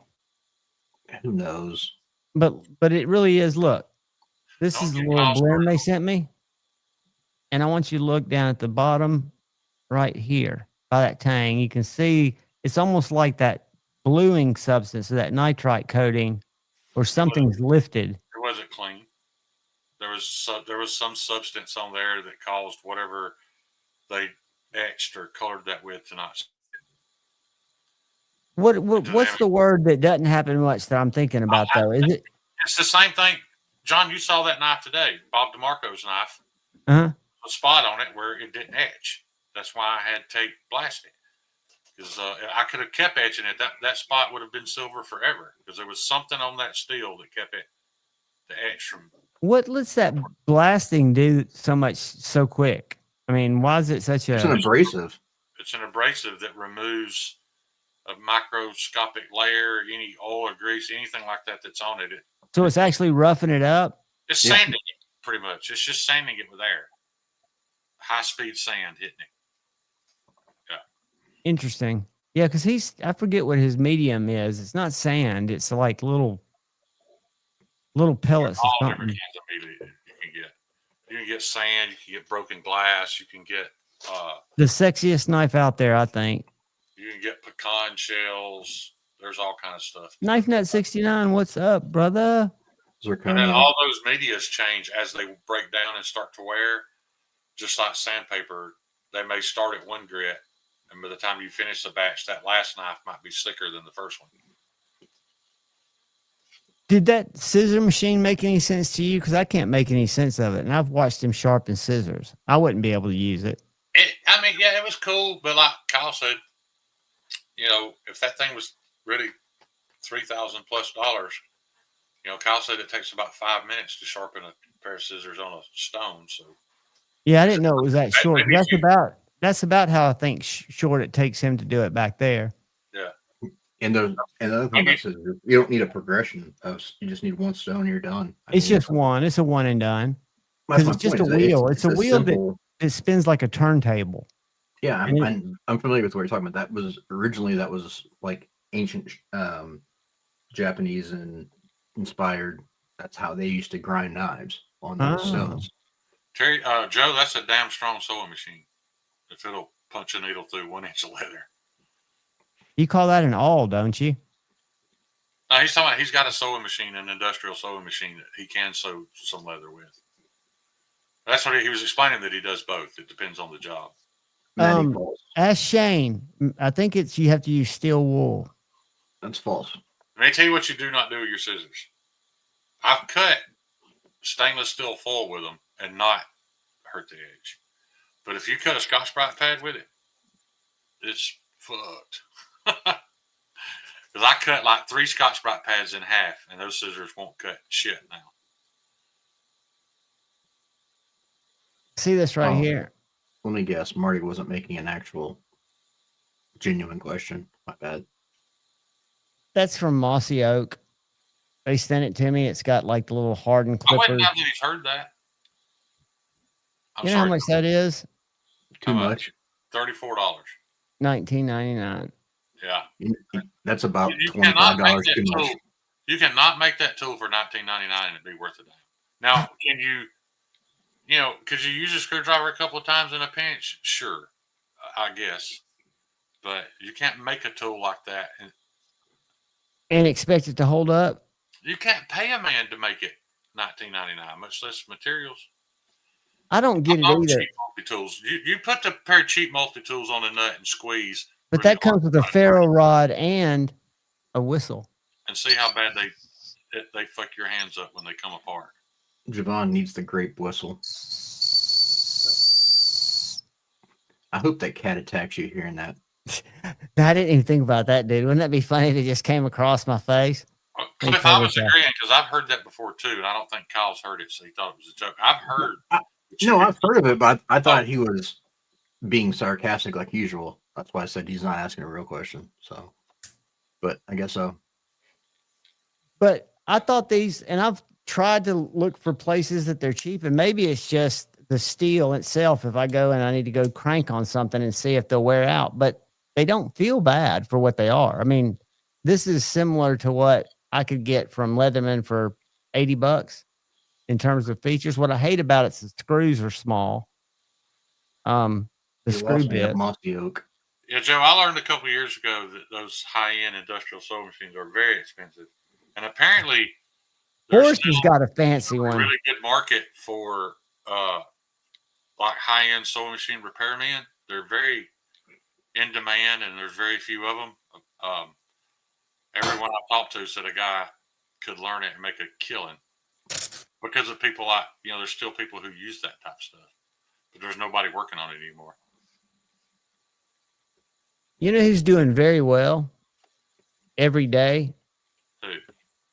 Tate on his sharpening because of the ladies that bring in. I mean, so many people bring him knives to sharpen. Well, I mean, yeah, a guy that can't sharpen at all would get good if he had to do it as many times a day as Tate does. Of course, he's gotten good at it. Evidently, he did that at St. Nick's too. I didn't know they offered that. He said he's always been sharpening it. This is that mossy oak. Granted, that's paper. And that's probably 3CR. It's your knife. Yeah, it's nothing fancy. I don't like the green, but it's got a saw. It's heavy. It's heavier than the Leatherman. But in a pinch, I'd rather have it than nothing. Than nothing. That's where Kyle and I differ, though. Kyle would just not have one until he could afford a good one. Well, and that's Dark Gravity taught me that. And there's a lot of truth to that. But if you're out, I waste my money because I'll buy that cheap one 6 times. Hope it doesn't fail me or hurt me in the time that it takes me to save up and buy a good one. Yeah, probably not the best way to do it. There's no telling how many thousands of dollars I've wasted. Well, and Mossy Oak's just basically China with Walmart's backing, right? Isn't Mossy Oak a Walmart brand? They just paid Mossy Oak a little bit of money to use their label. Just like the Smith & Wesson knives, the Remington knives, the Winchester knives. They took a little copyright payment to let people put their name on shit. Yeah, it was funny. Like, people used to think that Glock and HK actually made knives. Like, no, they just stamped their label on another knife. No, Glock did. I'm talking like mass production. I'm talking mass production, though. Yeah, I mean, they were just stamped out cheap ass, but they made knives for the Austrian military. Oh, sweet. But they were junk. I could be wrong, Kyle, but I'm almost positive that I read that when I was looking into the Glock horse sperm empire. What's amazing to me is we have how Glock got started was they got because I don't think he had made knives before, and he put in a bid and won the contract, started making the knives, realized how much money could be made, and then put in a bid. I don't know if everybody knows that. Rody. He put in a bid for the pistol contract and then never made a pistol. Well, speaking of, you see the new V shit today? I do. Yeah, I could fucking care less. This is the thing about a Glock. That was a budget handgun 20 years ago. It's the fucking exact same today, and it's $600-700. And there are dozens of budget handguns that are just as reliable as it is. That's my opinion on it. Yeah, they deserve. They're not what they used to be either. They deserve to lose their spot, is what I'm getting at. They've done nothing to innovate. They've not changed any of the shit that their clients complain about. And the reliability thing is complete utter bullshit now because it's been proven that other companies are actually more reliable. Right. Their new stuff is not what it used to be, and people caught up. So that's a fine one, Crispy. I'll put my I like my P365 SAS. Poor Crispy. Poor Crispy. It's all poor old Crispy. Let's go. The next day. Jeffrey Dawson, what's up, brother? So, Javon, I got some info for you. Talk to me, man. So, a while back, I remember we talked about you contacting a scale maker to potentially get yes, working with them. So I I have actually talked to them the last couple of days and come to an understanding of why you never heard back from them. Ah, what did I do wrong? You did nothing wrong, and they would love to work with you. But the issue is, unfortunately, they're going out of business. Oh no! So that sucks. yeah, I hate to hear that. Their Black Friday sale was pretty much their swan song. Yeah, and now what they're doing is they're packaging everything in bulk and selling it dirt cheap in bulk. Were you able to grab what you were looking for? Yeah. Good. I mean, looking back on it, I probably should have bought more knowing that, but I didn't know that. I wonder why, Kyle. I mean, it seems like you could do that with, I mean, I know businesses are tricky depending on how you run it with your profits or whatever, but it seems like I was saying this earlier. I don't know how it was managed. I don't know how it was worked into. I don't know if it's part of a side gig and they're doing other stuff with the machines and that was taking up too much time. I don't know exactly where it was, but they had moved. Well, the company had sold and moved to Boise.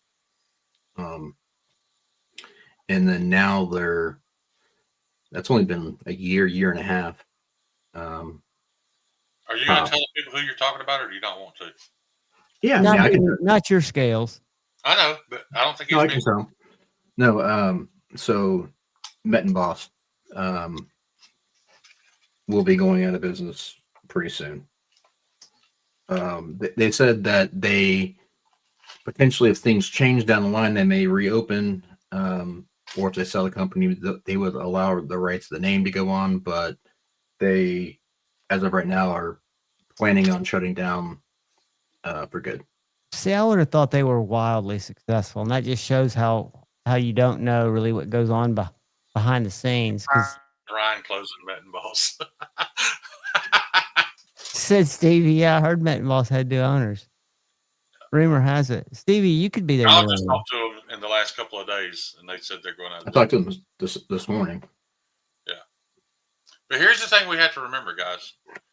If you have the CNC machines and the capability to CNC precision titanium knife scales, there are 10,000 other things you could make on that machine that make more money than those fucking knife scales. To be in the knife industry, it's a passion project. It has to be a passion for it, because if you can make knives, there are other things you can make that would make you a lot more money. Now, at my level, maybe not, but if you own a CNC machine, like I worked at a machine shop when I was a kid, and all we made was the R134 little Schrader valve caps. You know, when you did the R12 to 134 conversion, and we made the Chrysler expansion valves. It don't seem like much. They were literally pennies a piece, but we could make tens of thousands of them quickly. You know, that's just like when Cole went to his dad about making a knife. He said, I couldn't make that knife for $1,000. Yes, he could. But his machines are making more. He couldn't make his profit margin without charging $1,000. It's just like, Lefty says he can't have a knife made in America. Yes, he can. He just can't make his profit margin by having a knife made in America. That's what's stopping everybody. It's not that their profit can't be made. Their profit percentages they're shooting for can't be made in the United States, which means that it's not a sustainable business. Well, what do you attribute? And this is just a curiosity question to both of you guys. A couple of my favorite companies, and it's the brick and mortar kind of policy, but it's national, that they have a certain percentage to get in their stores that they expect. Sorry, gentlemen. Huh? That question. No, they didn't. They actually went down in price, Marty. I don't know what. From the new owner, from the last year and a half, the prices went down substantially compared to where they used to be. So I'm not sure where that and their quality was as good, if not better than anyone's. Yeah, Maddie and I have sisters. And let's keep in mind, guys, you can't demonize. I don't want to think anybody think that I'm demonizing those people for that, because Even if you're a small business, it's you and your wife and some teenage kid down the street that's helping you pack boxes and all that stuff. When you look at what it's going to cost to pay you, pay her, pay him, pay the rent, pay the power, pay the water, pay all the government bullshit you have to pay, and then you look at how many pieces can you make a month, you have to be able to look at, well, how much do we have to make off each piece to pay all that? And then put some money in the bank to grow the business at a later date. Right. There's nothing to be demonized about that. But that is different. True. That is different, though, from some designers who don't have any cost in it. I'm not demonizing that either. I'm just saying it's different. You know, well, in all honesty, it's even different for me. Just to hit it, overhead is key because overhead. I don't have to concern myself with, man, if I don't charge this much per knife, I can't pay the guy that's helping me. Hell, I owe Kyle money right now. I ain't paid him, so you know, we're this is definitely something we both love to do, or we already quit it too. I'll put it on your tab. I know. Yeah, it's what's that? I said that tab's gonna hurt when I get it one day. So all I was gonna say is, if you know John, I don't know if they would be interested or not, but they're trying to basically blow out and wholesale the rest of their inventory. So if Tate or any of those guys might be interested in picking some up for resale or modding or whatever else, there's your answer, Kyle. What? There's your answer. Kyle was he was looking at packs of 10, not singles. They are very good prices, Maddie said. Yeah, they come out to they're doing tie scales for like $35 or $40 a knife. Yeah, and I paid $80 for aluminum, or $70. Now, let me ask you something. Oh, I personally like aluminum on that lightweight. I do too. I have zero. Titanium is not worth a penny more to me than aluminum. That's just my taste. Now, did you guys watch Greg's video on the Praetorian tie contoured? Mm-mm. I don't care if you don't care about Greg or the knife, but he showed something really cool on there, which is really a sign of how good, not how good Greg is, because Greg didn't even know it could be done. He admitted his guys did it. So there's contouring. Not only is there contouring, but there's milling on that scale, right? So now you're talking about little, milling lines going across a sweeping radius. And the clip, when it lays on, is also contoured and milled. You can literally lay that clip anywhere on that scale, and it will lock itself in. Now, are there pictures of it, or do you have to see it on video? This latest video he posted, which I don't know that it's an advantage. I mean, it does index the clip, so you can put the screw in it and not have to worry about it moving around. But if you've never made anything like that, you might not understand the precision.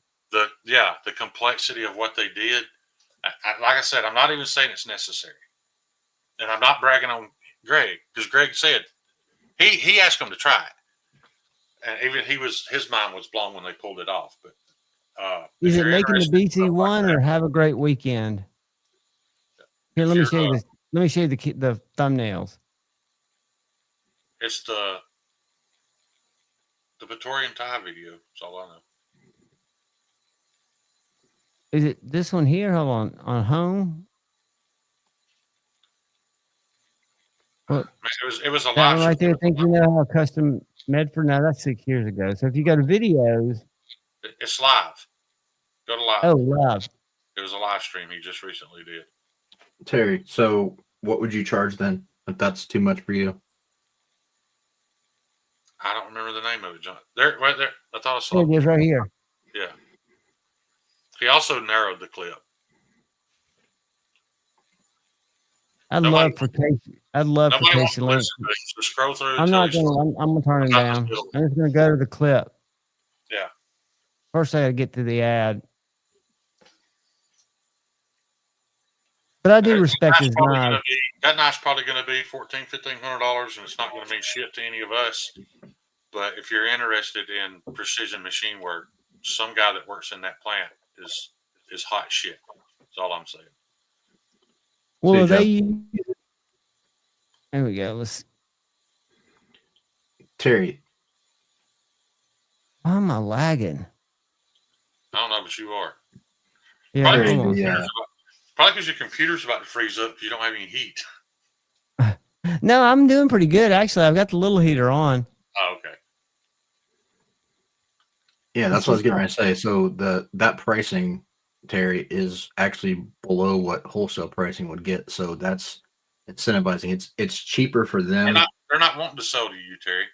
They're dealers hang to on. buy 10 at a time. Yeah, they're willing to move stock for a lower price point just to get rid of them. So therefore, they are selling at that price in hopes that someone will buy bulk because it actually is cheaper for them instead of packaging 1 or 2 and shipping them. The time it takes to do that, they'd rather just do 10 of them and for a little bit less. At that price, Original Goat could buy them, throw some markup on them, and put them on their website. I have a feeling they might be next. Are this close to it, Shane? Okay. If you go and you'll see when he gets to the clip, he stays on it for a good minute or two. It's a little further in. This is the video. That's the knife. So you can see the milling going across that contour. He's showing the contour now, so it's a little further ahead. And I appreciated that he didn't do any of this video bragging on himself. He gave all the credit to his guys that came up with it. This is all him bragging on how good his guys are. I mean, maybe there's a little bit of bragging on the company because that is the guys, not him. Yeah, even the clip is contoured. The edges of the clip is contoured. The jimping is contoured. It's all. That is such a knife too. It is, but it's usually meaningless to a lot of people, and I completely get it. The knife has got this 45-degree angled milling pattern to the radius, and the clip that mounts against that surface has a negative of that surface, which I can show you right here.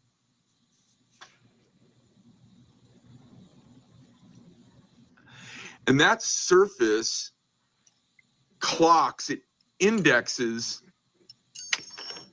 I'm doing it down on a different part of the blade here, but it indexes to the milling that's there. And that's what locks it in place. So it's got grooves that match the milling?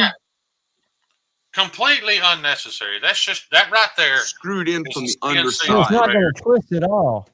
Right. All that is the CNC operator showing his ass. And it's impressive.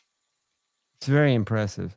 Yeah. They could have just milled a little flat spot. Yeah. So on this side, it's exactly what it's supposed to do. And so when you hold it up, you don't get light underneath it. And there's no space.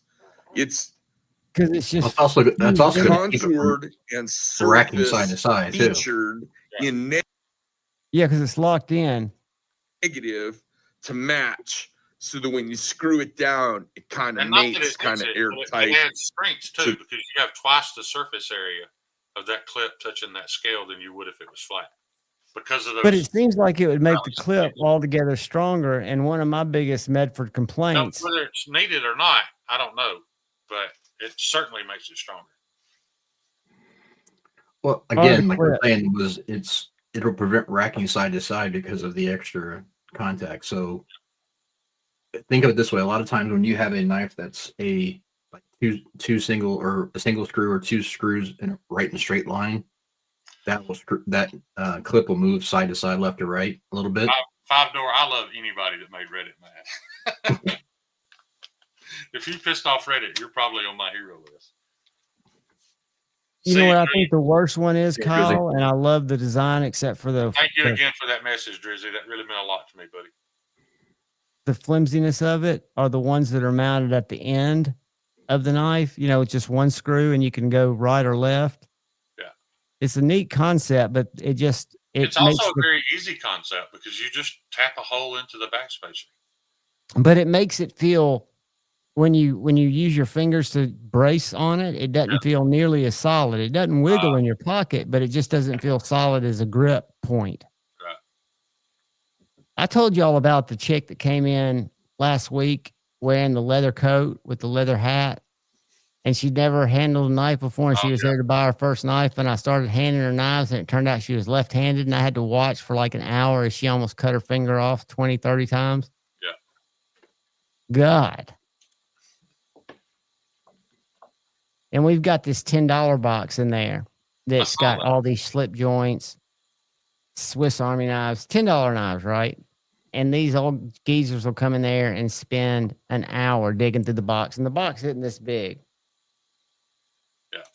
And they'll just sit there and they'll look at every one. I'm thinking, God.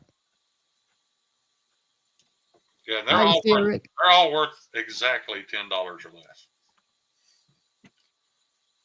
I spent about a half a second gazing at it and moved on. Yeah, they're not. You know, one thing about the way John prices this stuff is they price it pretty fair. I felt like he was very fair.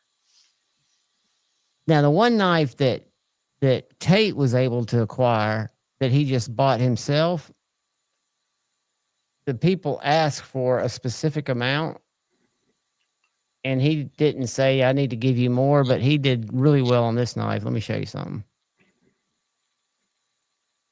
Well, I appreciate that. The one and only Nicole. Hey, the one and only Nicole. Oh, she's my favorite transgender YouTuber. I'll tell you this. Whether I'm a man that transitioned to a female or a female that transitioned to a man, I did it fucking poorly. It was a complete failure. That is called. And you're not going to win any races either. No. Somebody I've got a named friend it. here in town, Jordan, and Jordan transitioned years ago. And we've been friends for a long time. And Jordan pulled it off really well. Like, you know, but she did the whole thing. Like, all of it. All right. That's several years span. Anyone interested in a Dimco 20.5?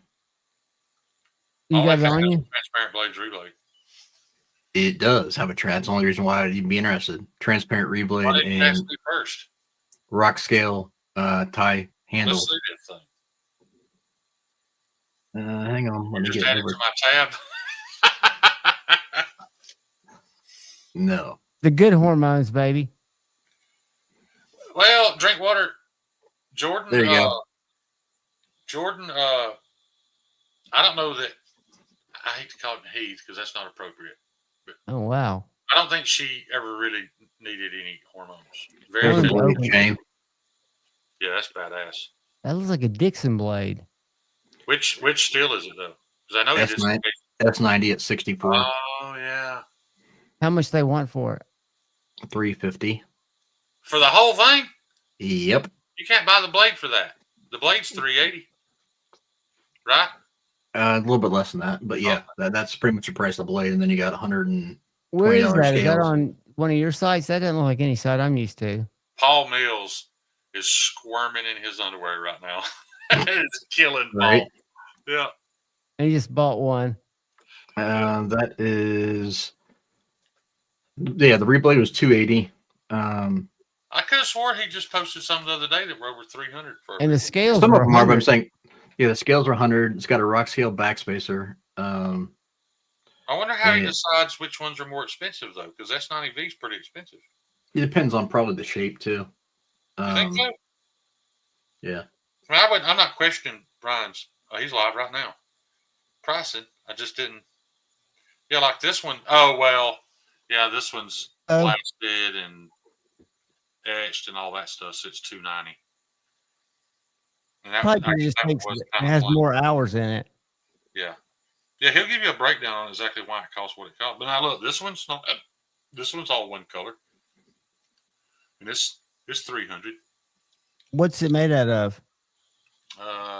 Magna cut, same as the other one. Yeah. So basically, that knife with. I'm not going to begin to know, but I'm not going to doubt him either because he's very transparent about his pricing and why things cost what they do. Justin Parts, that guy's got just 500 in that knife, not including the price of the knife. Paul, where'd you grab it, buddy? Oh, one night too quick, Paul. We've got a 80-20 MG machine ground Kyle, have you started following Halo One yet? No. She's hilarious. I don't have any desire to. Super autistic funny. Is she one of your new crushes? No, she's cute. She's not my type, but no, she's just severely. She's just autistic enough to be really weird and funny. I was scrolling here to see if there's anything. That's like I tell you. I was telling you the other day. All these people talking about Sydney Sweeney. And I don't think Sydney Sweeney holds a candle to Rachel Cook. However, Rachel Cook's not my type either. She wouldn't be my pick. But I think in the with this world's view of what beauty is, I think she's at the top of the food chain. Well, you got to admit it's changed radically since back in the 80s when Kate Moss and I know you like them a little smaller up top. Kate Moss was disgusting. Oh, I thought so too. I think she still is. I think it was Tara Reid that did it for me. I think that she just had a recent breakdown last week. The Tara Reid, Miley Cyrus body type. That's yeah, I know, but that's my thing, man. It's what I like. Have y'all ever seen these videos? Watch the cat. It's just so it's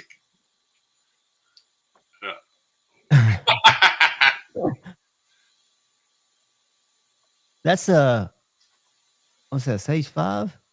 The one with the lock back? No, it's a Spyderco.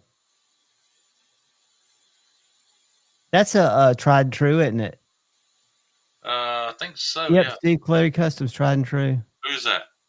That is 1969. He's in here. Yeah, I saw him. Oh man. Grumpy Grunt posting food. Give him love.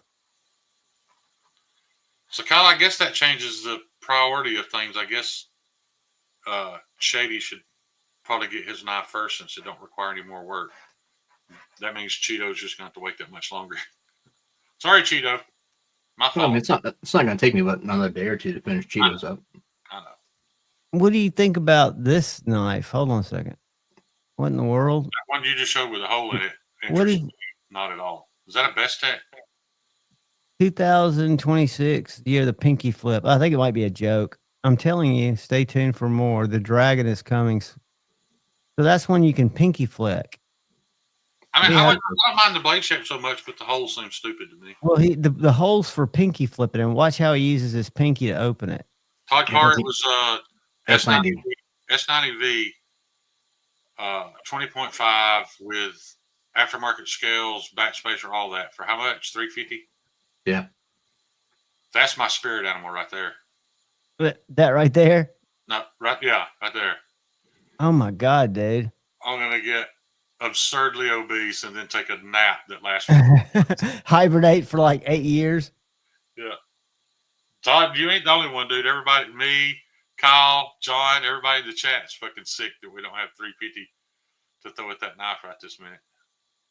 I like this guy. I could probably make money off that overnight. You probably this stuff brings back memories. Ever seen this guy?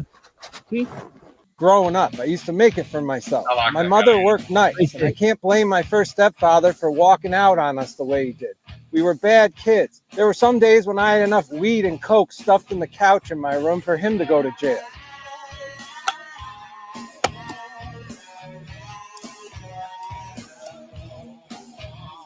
So listen, copyright don't be a pussy. Oh, I don't give a fuck if they're saying this stuff is made with. So what? I don't get my stuff monetized anyway. It seems like every day there's some massive. From what I understand, though, is it not that if it's unintentional, like if it's just something that happens in the background? Well, you can appeal it, but what I do is I'll get the notification. Don't you do it, Paul? Yeah, it is. I'll go in and trim it out. It was just posted an hour ago, Paul. So I think it probably still is. I've got the money. I could buy it right now. Probably make $150 the next couple of days. You could. The market's not as high. That's the bad thing. I want to buy it and keep it. And the only way I could buy it is if I turn around and resold it. Shane, the market's not that great. You'd make money, but not a lot. Right. Yeah. But that's not the point. If I bought it, I would have to resell it. And I don't do that. Well, you wouldn't want to. Yeah, that's it. It would just be a torturous transaction. Yes, especially if somebody I know could have it and love it. Kyle, did you check for Paul? Yeah, I just did. I said it's still there. We just posted an hour ago, and it's not been claimed yet. Can you drop the link in the chat? I can. Let me grab it. Not to twist I know what Paul's you're saying arm. about the market, dude. The market's not great. Dude, I'm telling you, man, we're gonna have some heavy shit before the end of the year, I believe. Something's just doesn't feel right. Now there are a lot of people buying knives, but it just it just doesn't feel right. Yeah, I don't want to get into politics. No, we're not. I think because I do want to talk about it, but I know I don't need to, so I'm not gonna. As much as I hate Reddit, the knife swap and the knife raffle are pretty legit. Yeah, why didn't he raffle it and do like 50 spots for $10? Probably just try to sell it first, and then if not, yeah, and you have to get $20 slots and make $500. So if I go back arrow, it says knife swap. So if I just favorite this, that's it. R/knife swap. This right here, I'm gonna share the screen real quick. Yeah. Tell me if this is the homepage, or I know it's not like a website. It is a website. Well, it's a website, but it's a. Yeah, that's it. I just recently joined Reddit just for the knife stuff, and I tried to post pictures of my knives. So I joined Knife Porn and one of the other ones, the popular ones. And every time I try to post something, I'll put in the title, I'll post the picture, I'll put showcase, and then when I hit post, it always says, "Uh-oh, something went wrong. Try again." So I don't know what I'm doing wrong. Is it maybe? Do you have to be a member for a while before you can post? Maybe. Silverfish was like that. Terry, I absolutely hate Reddit, and it's a disgusting cesspool, but they actually run a tight ship on the actual swap side. So they try to keep people from getting scammed and getting bad deals and trying to hold people accountable. Which they will burn you at the stake if you fuck up on Reddit. Have any of y'all ever used Whatnot or know what Whatnot is? I know it's an auction app. I downloaded it. It's horrible. I got so sick of everybody's lives being Whatnot lives that I never even bothered to go look. All it was okay. It's a eBay version of like Temu, but people were getting codes. So like if you use my code to join, then I would get kickbacks. So that's why it was pushed so hard. So like, are the auctions not? Because I know you have to get the traffic. The reason is the old dude that doesn't have a website at Knives and More has been contacted by this Whatnot rep, telling him he needs to do it, and I'm sure she's probably looking for the referral. But I don't know how, even if at a knife store, if you were going to do a case auction, I don't know. I need to look into it. It's for liquidating stuff that you can't sell, or stuff that you got from China that's so cheap that you can make a buck off of it. Well, yeah, maybe that's why the people in the YouTube group use it so much, or Jared uses it so much, because they're moving out stuff that they can sell at a loss. Terry, you mentioned that reminds me of something. They're not selling at a loss for free, John. Well, yeah, but sell at a loss. What the market would. Basically, the auctions, live ones. Okay, appreciate it, Todd. I had a buddy of mine, Terry, that sold a Clash of Clans account. He played Clash of Clans like 14 hours a day. I can't imagine built his account up so powerful. He sold a mobile phone game app account for $10,000 because some guy didn't want to grind to get all the shit that he had and be able to beat everybody else easily. They paid him $10,000 for his account. This same guy, listen to this. This same guy, a couple years before that, had a Verizon account that had unlimited talk, text, and data on it. and then Verizon did away with the unlimited package. You couldn't get it.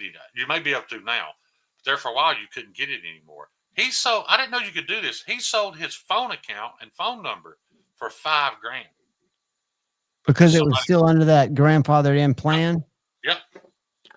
Because even somebody who bought it, they got the. That's crazy, man. I didn't even know that was a thing. Tom, hopefully he liked them, dude. So Todd's nephew got a. Todd's nephew got less than the $10 box.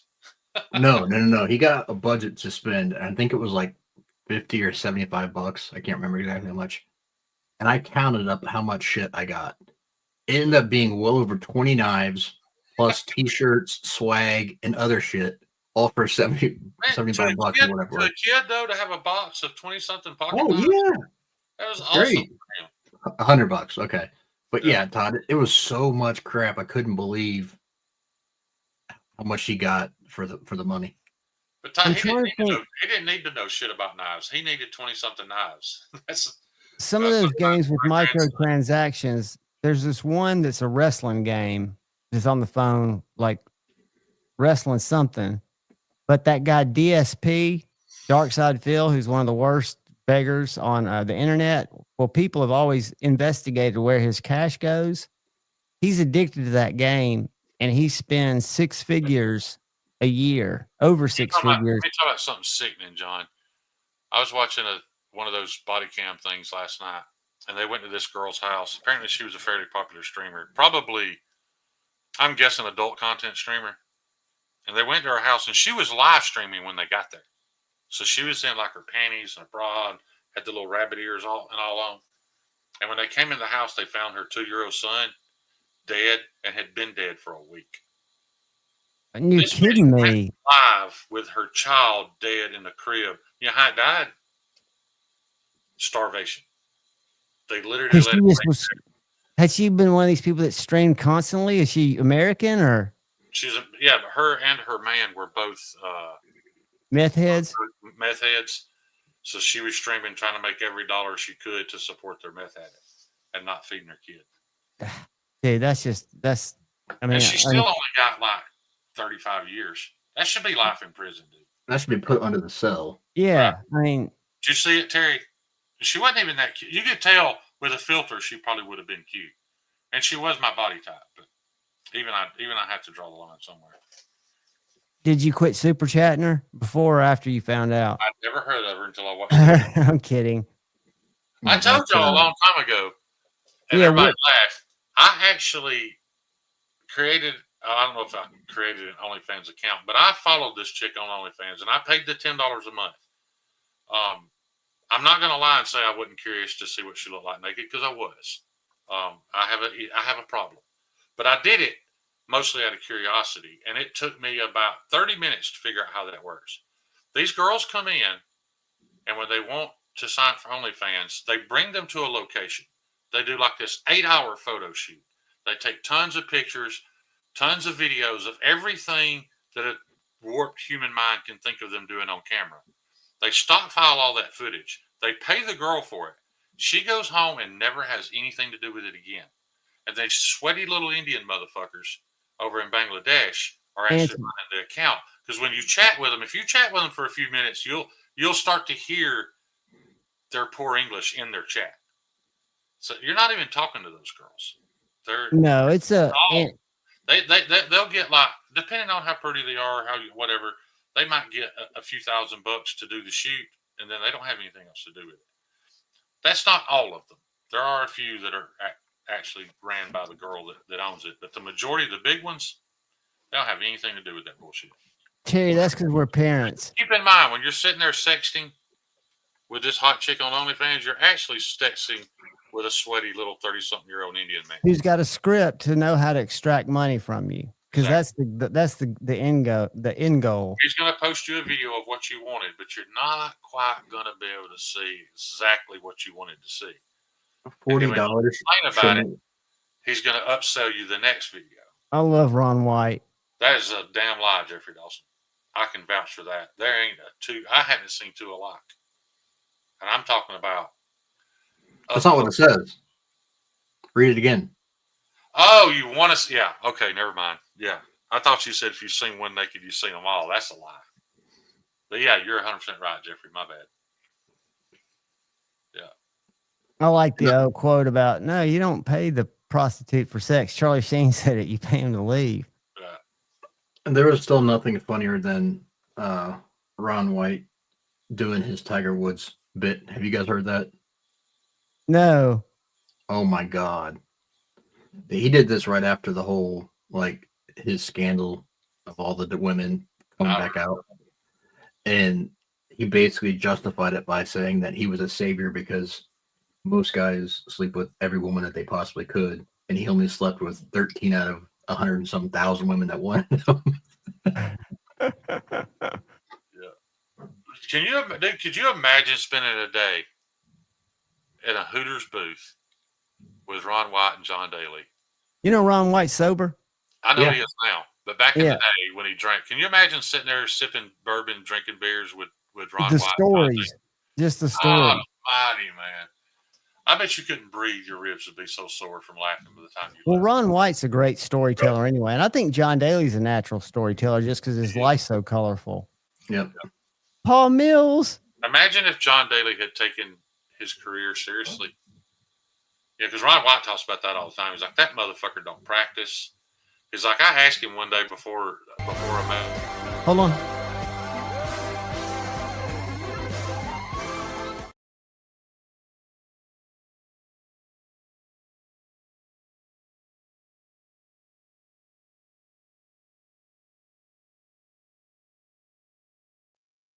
He said, I take 4 or 5 swings with a sand wedge to loosen up, and that's it. He didn't. The greatest story is when he was drinking in the clubhouse and Tiger came in off the driving range. Have you heard that story? Yeah.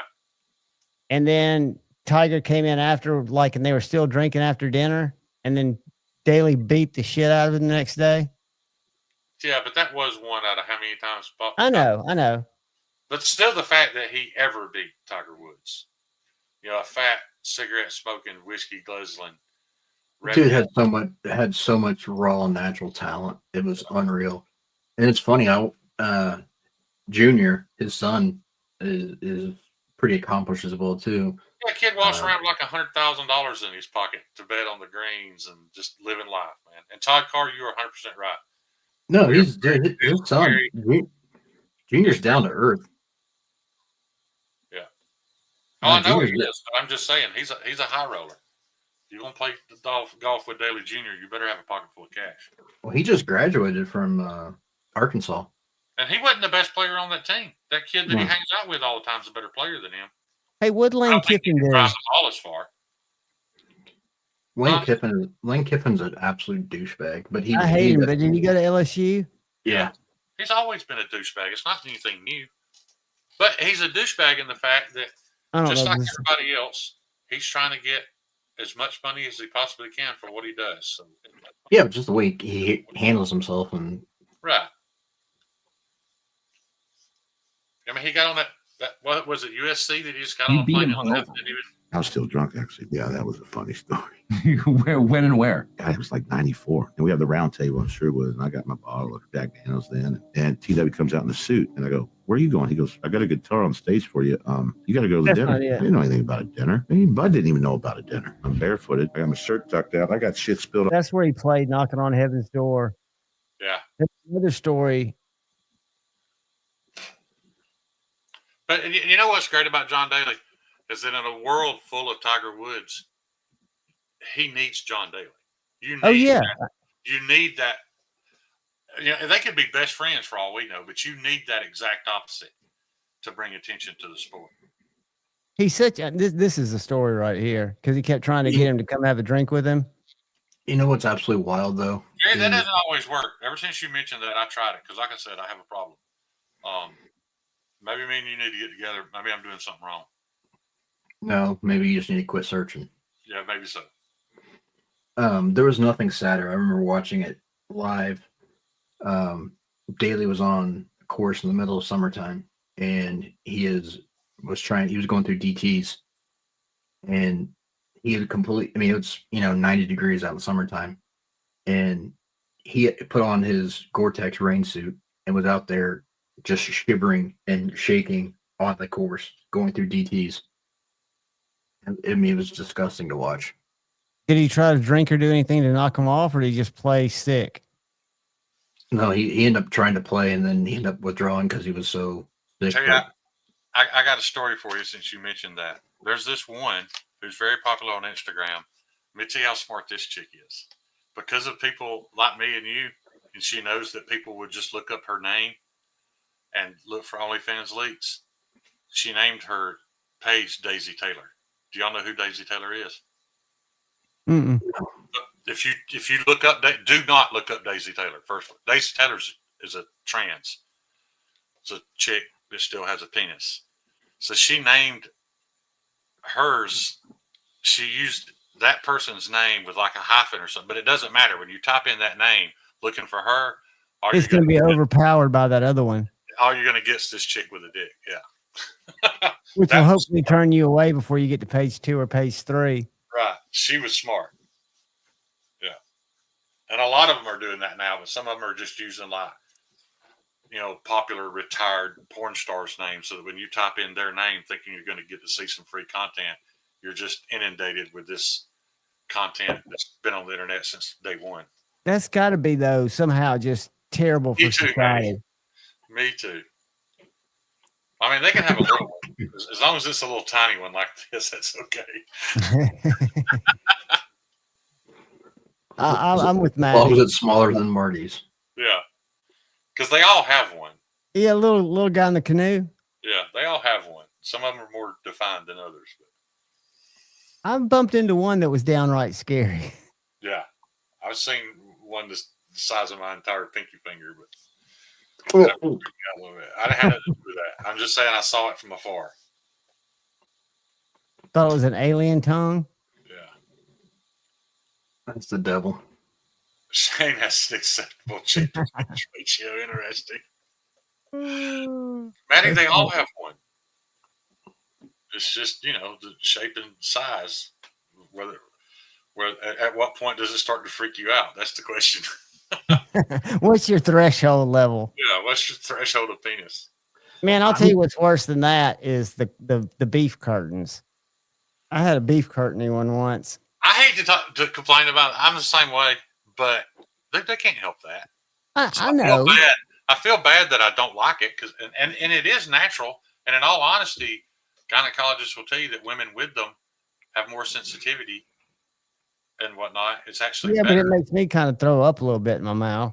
Yeah, especially if it gets to flapping against the back of the roof of your mouth. It freaks you out a little. But oh dear God.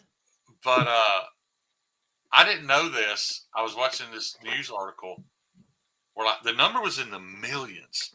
Think about that, guys. In the millions of teenage girls who had their labias removed because of people like us.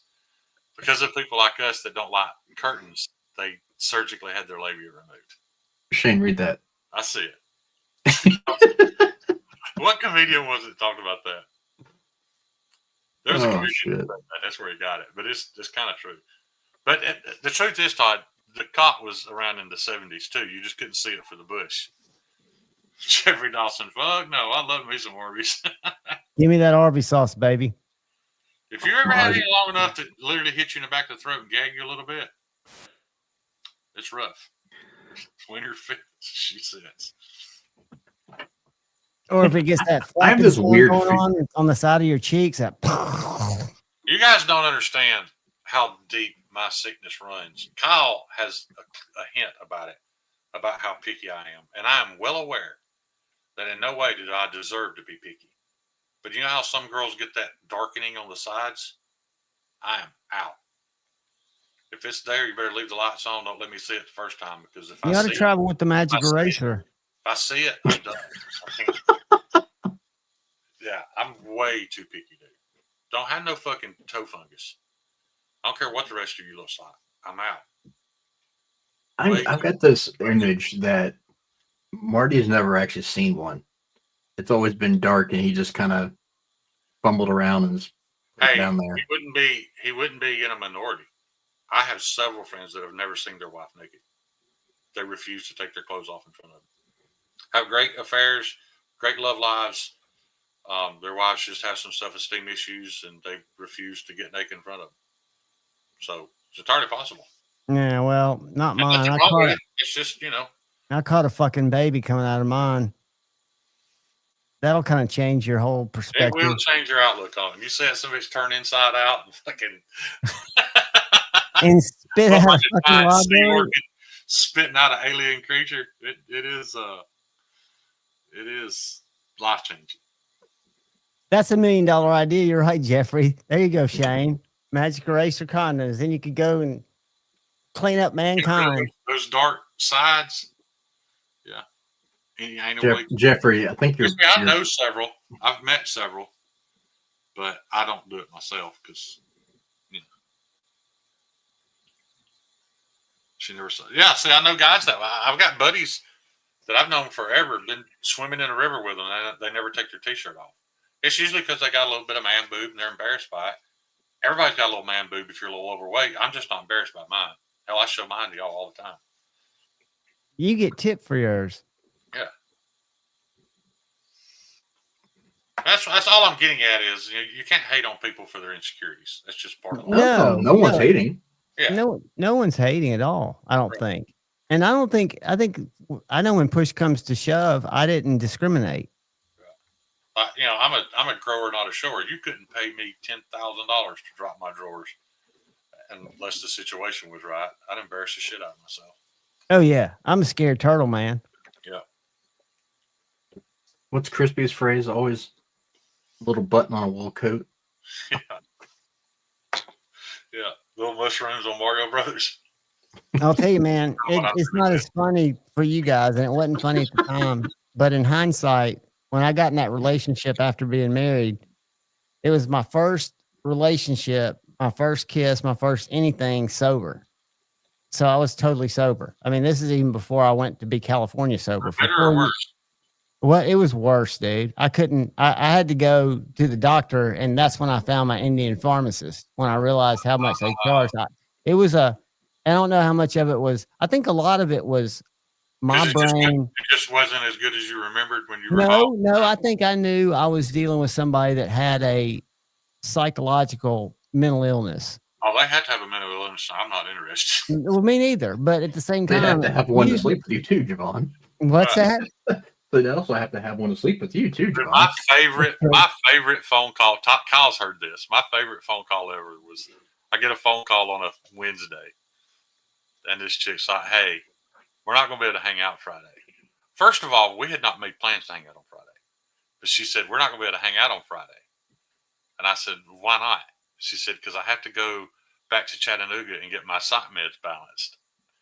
And I am dying inside laughing. And my exact words were heard was, "Right, you're damn right you do." And I've never heard from her again since. They probably locked her up, in all honesty. Man, I'm telling you. My favorite, I guess you could call it a breakup call, but I got to go get my psych meds balanced. That's a mic drop more than the breakup. That was the cause of the feet. You remember the feet? Yeah. I took all the skin off my feet. I mean, I'm telling you, man, there can be some cruel ones out there because I've never dealt with anybody with BPD, but it was I mean, we could be having a conversation, and I could be just fine, everything good, and then halfway through the sentence, I'm the worst motherfucker ever that was. Oh yeah. I mean, it was just bizarre, dude. There's nothing worse for a man than not. Men need affirmation, probably worse than women do, in all honesty. Yeah, science says we do. When a woman doesn't provide that and you try to hang around, it will destroy you. It will totally destroy you, dude. Your self-esteem, everything. And then, like I used to tell, because my mom and I talked about it, Mom's like, well, she was so sweet. I was like, Mom, you don't understand. Every time I would have a date, which was several times a week because I was staying over there, I would get anxiety attacks before I went over there because I didn't know who I was going to see. But Terry, if y'all try to get back together and she wants to know how many milligrams she needs, call me and I'll tell you what didn't work. One thing about psych meds is they're very personal. Yeah, like I can't take them at all. They've tried 3 different antidepressants, And they didn't give me antidepressants for my depression. They gave them to me because they thought they would help with my neuropathy. And literally, like 4 days in, I called the VA and told them what was happening. And they were like, go flush those in the toilet. And I was like, okay, I will. They're like, no, I want to hear you pour them into the toilet, and I want to hear you flush it. Like the nurse wouldn't hang up till she heard me flush them down. They make me suicidal in a quickness. Congratulations, Crispy. Yeah, congrats, Crispy. Yeah. And Terry, I'll tell you, dude, I was the one that was trying to hold everything together. And hindsight being 2020, looking at it in its whole, after sobriety really took over and I had some clarity, I'm glad I've got my lovely daughter, but I don't have any missed memories. I can't imagine being married right now to anybody. To Elizabeth Hurley, I couldn't imagine it. Dude, just from what little I know, just from what little you shared with me, I wouldn't say it to your face because I know how emotions work, but you'd be crazy. Like there is nothing there for you, buddy. Oh, nothing. No, good. I mean, right? Because I'll actually remind me of that all the time, like once a week. Well, it's trying to get a balance of what will keep you healthy, and that's mentally, and that's the downside of. It took me a long time to realize that what I was actually chasing wasn't physical contact or love or any of that. It was self-loathing, and that was something that made that go away for a very short amount of time. It made me feel good about myself and proud of myself because, I'm not bragging, but I've never been with anybody that I deserve to be with. And once I realized that all it was a Band-Aid, and then when that Band-Aid got ripped off, it was twice as bad. So that's what helped me. And Kyle did help me with that. He helped me realize that. I still follow some of them, and Kyle keeps telling me to block them, but I think I just do it out of humor now. But yeah, but it's nice to feel unfortunately, that's the temptation that I know. But it's nice to have the temptation to be able to resist. Yes and no. Yeah. I don't know if it's my testosterone level or just the amount of immense frustration I went through in that 4 years. And everything else was great. I mean, it was, believe it or not, they say there's no telling what your hormones did when you got clean. That could have wrecked your testosterone. Any massive change like that could have really wrecked them out. But at the same time, I'd gotten to a place where I was like a 16, 17-year-old boy. I mean, things were back to kind of normal, but she was just so so much of it to me is mental, right? So if I'm met with some kind of mental weirdness during it, it can like last and kind of traumatize me. Right. Terry, you got to let that go, buddy. That ain't got nothing to do with you. That ain't your fault. That has nothing to do with you. That's just who she is. She just hit it long enough for you to hang around for however long you hung around. I hate to say it. It's a very harsh statement. People use it jokingly, but when they say she wasn't yours, it was just your turn. Unfortunately, a lot of the time, that's the truth. And I'll tell you, they said, today's women, even if you listen to them on TV, they're looking more for a lifestyle than a person. Maybe when they were younger, they were looking for people. And I think that sucks because if I'm not 100% convinced that they're truly into it, I can't be into it. No, me neither. A lot of them now are committing the act just for status. I don't know. Yeah, but here's the problem: all of those end up 35, lonely, kidless, not married, and regretting all of their life decisions, and then wondering why they ran out of time. And I know where all mine comes from. I joke about this all the time, especially with like dancers and stuff. I have daddy issues. I had a fucking monster of a dad that I tried to impress and never could. And that caused me to constantly chase approval from him that I never got. And then when he was gone, I chased it from other people. And all the relationships I've ever been in was because I got that approval from him for a little while. But dude, that shit's exhausting. It is absolutely. Can you, not for me, like for Amber, can you imagine trying to keep my ego built up 24/7? That's not fair at all. We've got to have some kind of centering on ourselves. Right. To be. I still don't have it. Don't know that I ever will. Me neither. I know I'm not that eligible guy. Right. Yeah. Never stop dating your woman. You're right, Crispy. You're right. Crispy, you're exactly right. And I think a big thing is never stop communicating, like on a regular basis, like have set times to communicate, and know that y'all are going to grow over those 40 years or however many years, and know that you're going to grow together. You know, even if your needs change, that y'all are going to continue to communicate and talk about what's going on. I think women need so much different assurances that men, and I think men don't realize it. You know, I blame myself for a lot of our shortfalls. I think it was the universe providing, but well, that's not a women and a men issue; it's a human issue. Yeah, We're creatures, and we all need that. You know, well, part of the problem. Everybody has a different form of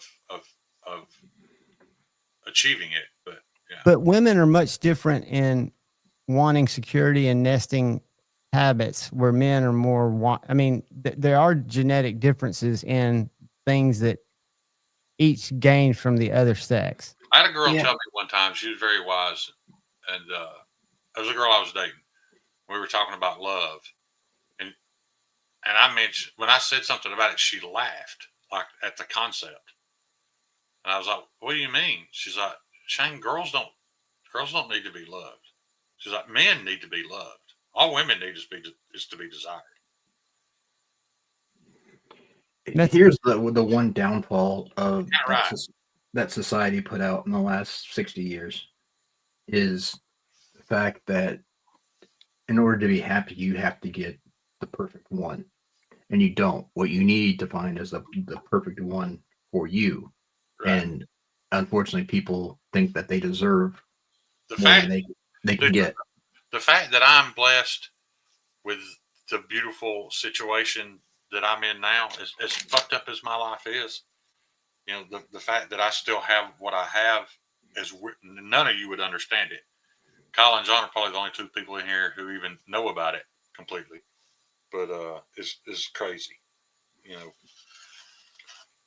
Yeah, you're a resilient motherfucker, but that's because there's a purpose for you. I guess. Without a doubt. Yeah. But who would have ever thought we would get into relationship talks and love and affection and around here? Part of it, man. Possible.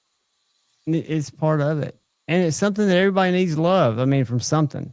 I mean, you gotta have it. Because I'll tell you, the hardest thing that ever happened to me was when I woke up from that heart surgery. And guys, I'm not bragging. I'm not trying to impress anybody. I've been whooped before, but I was a pretty tough motherfucker. I was a threat. And I woke up that day and felt fragile. And I still haven't gotten over it. I will never get over it. I'd never felt fragile in my life. Didn't know how to deal with being fragile. And it fucked me up, man. And that was about the time I discovered the knife community and you guys.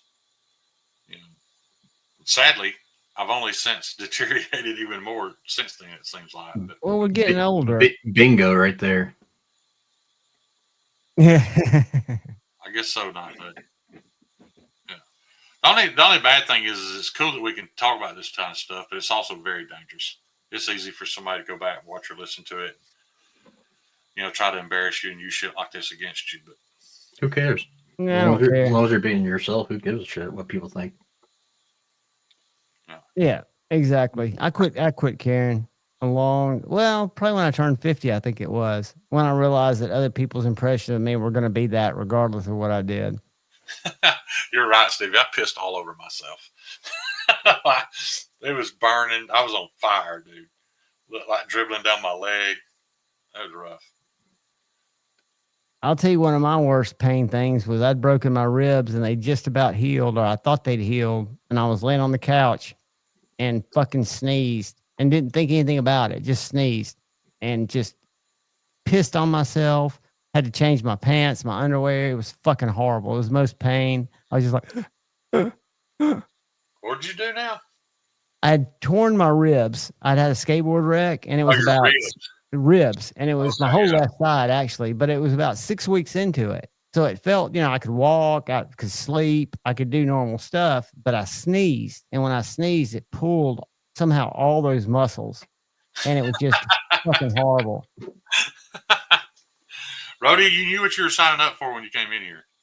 You're the man, Rody. You knew this could have went anywhere. It could. Yeah. What's up, Stevie? We've already talked about who built the pyramids, and we got Maddie. We talked about Maddie's prick. Yeah, we've talked about that big rock that's supposed to kill us in December. Titan A1 or Titan something A1. We watched some Greg Medford. You name it, dude. We got a copyright strike from listening to something. I don't remember what the song was now. I got a question. That this has got to be awkward for Cliff. So how do you get to the point where making love in an igloo becomes comfortable? Yeah, goddamn, Cliff, if you'd move her somewhere where she didn't have to worry about freezing to death, maybe that wouldn't happen. She's stocking up eating whale blubber. Yeah. I mean, if you take her to where the Eskimos live, sooner or later they're going to look like the Eskimos. Ancient aliens are our forefathers, Maddie. I don't doubt anything. But I do know one thing, and that's that we don't know shit. We don't know shit. And we've been programmed from a young age to believe what we believe. I think it's pretty, granted, we all have differences in what and how we believe, but it's definitely been an organized effort where they don't just say, hey, here's all the books that you want to go learn what you want to learn.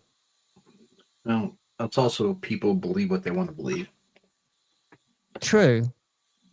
But it's even worse now because at least before we were all reading the same bullshit book. Now we're all reading two completely different books. Oh, more than two. And now we all hate each other over which book we read. Because we read crazy. Believe what we read, and we're not going to back down on it, even though we weren't there. We don't. And those of us that get in those political discussions or arguments, all we have is the power to go out and vote. It's not like where you can champion a cause, but you're just really singing to a void in a way. The most important thing you can do, though. What? The most important thing you can do, though, is affect the 6-foot radius around you. The Absolutely. People you can touch, affect them positively. And then once you've done that, extend that out to a 12-foot radius. Try to affect all those things in people positively. And if everybody did that. Yeah. YouTube. I'm glad you caught the reference. Stevie, very wisely put. And for a lot of people, it's easier to believe just what they're told to go with the status quo. Stevie, I've caught myself in the past week watching the same topic from two different angles and believing both of them. Like I watched something and just took it as the truth and believed it, and then watched something completely opposite on the same subject. And then because that video was slightly more convincing, I believed it, and then then it hit me. And like 4 hours ago, I believed the exact opposite. I don't know what the hell to believe anymore. Yeah, and it wasn't even anything important. You need, like Steve was saying, you need less sheep and more sheepdogs going out and finding what actually is going on. Yeah, who's got time for that shit? But even if you had the time, if it matters to you, I think there are barriers that are artificially placed there. If it matters to you enough that you're gonna be hateful to somebody over it, maybe then you should put the time in to. Well, people got to be passionate about it and go find out. You need to be. I want to phrase this. I'm trying to be polite about it, but if something matters enough, you're willing to put in the time and the research to go figure out what's going on. So. And there's usually enough sources where you can kind of filter through a lot of what's out there. And GPT is not one of those sources, John. Not really though, dude, because if I research something and somebody total opposite of me researches something, we can read thousands of articles, and it's going to tell us what we want to hear. That's right, because your hypothesis. Neither one of us have really researched anything. We don't know what I like the concept of that new ground news. I haven't tried it. I don't know anything about it. The ground news is supposed to take like the liberal leaning side of the news's view on a story and the conservative leaning side of the view, and then kind of down the middle, and and then show stories that each side aren't even talking about. That sounds like a great idea, but dude, we don't know how accurate either one that is either. But there's still a bias there, Shane. I'm sure there is. And that's the problem. Is there's still a bias to show what they want to show. Yeah, I mean, there can be a bias just over which ad's on which side of the page because they know which side the human. And here's the thing: first, it's okay to be biased and have a stance on something as long as you're upfront about it and say this is where I stand on something. I don't have a problem with that. You can be as far out there as you want if you're willing to say that and you know that you're out there. So be it. But the fact that people, why do we argue so much about it? Because the fact that the people will sit there and say something that's out there and act like it's completely mainstream is the problem.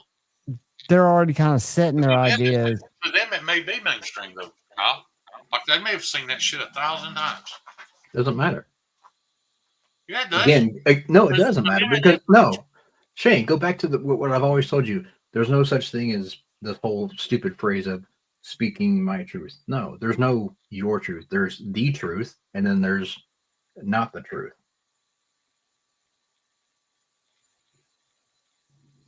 Okay. I was trying to think of what I'm getting at is, Kyle, if you're let's go back to something really unpolitical. The pyramids. If two different people start researching who built the pyramids, and once they start down that rabbit hole, that algorithm starts feeding them like topics. At the end of the day, they have two completely different answers. You don't know which one was right. We do know who built the pyramids. I mean, if both of them came to you, you're going to tell one of them that they're right because they read the same shit you did. When the truth is, we really don't know because we weren't there. Nobody has all the facts about anything. We do know who built the pyramids, though, Shane. Who? It was Sherif's great grandpa. Right. Yeah. It's like I was talking about last week, with all these veteran guys tearing each other down. Me and some of my veteran buddies have talked about it, dude.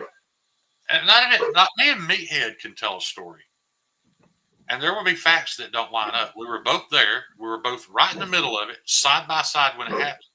But just because of the 4-foot difference in where we were standing and the angle that we saw it at and what caught our attention first, we will have a slightly different story of what we witnessed. Both of those are true because it's what we witnessed.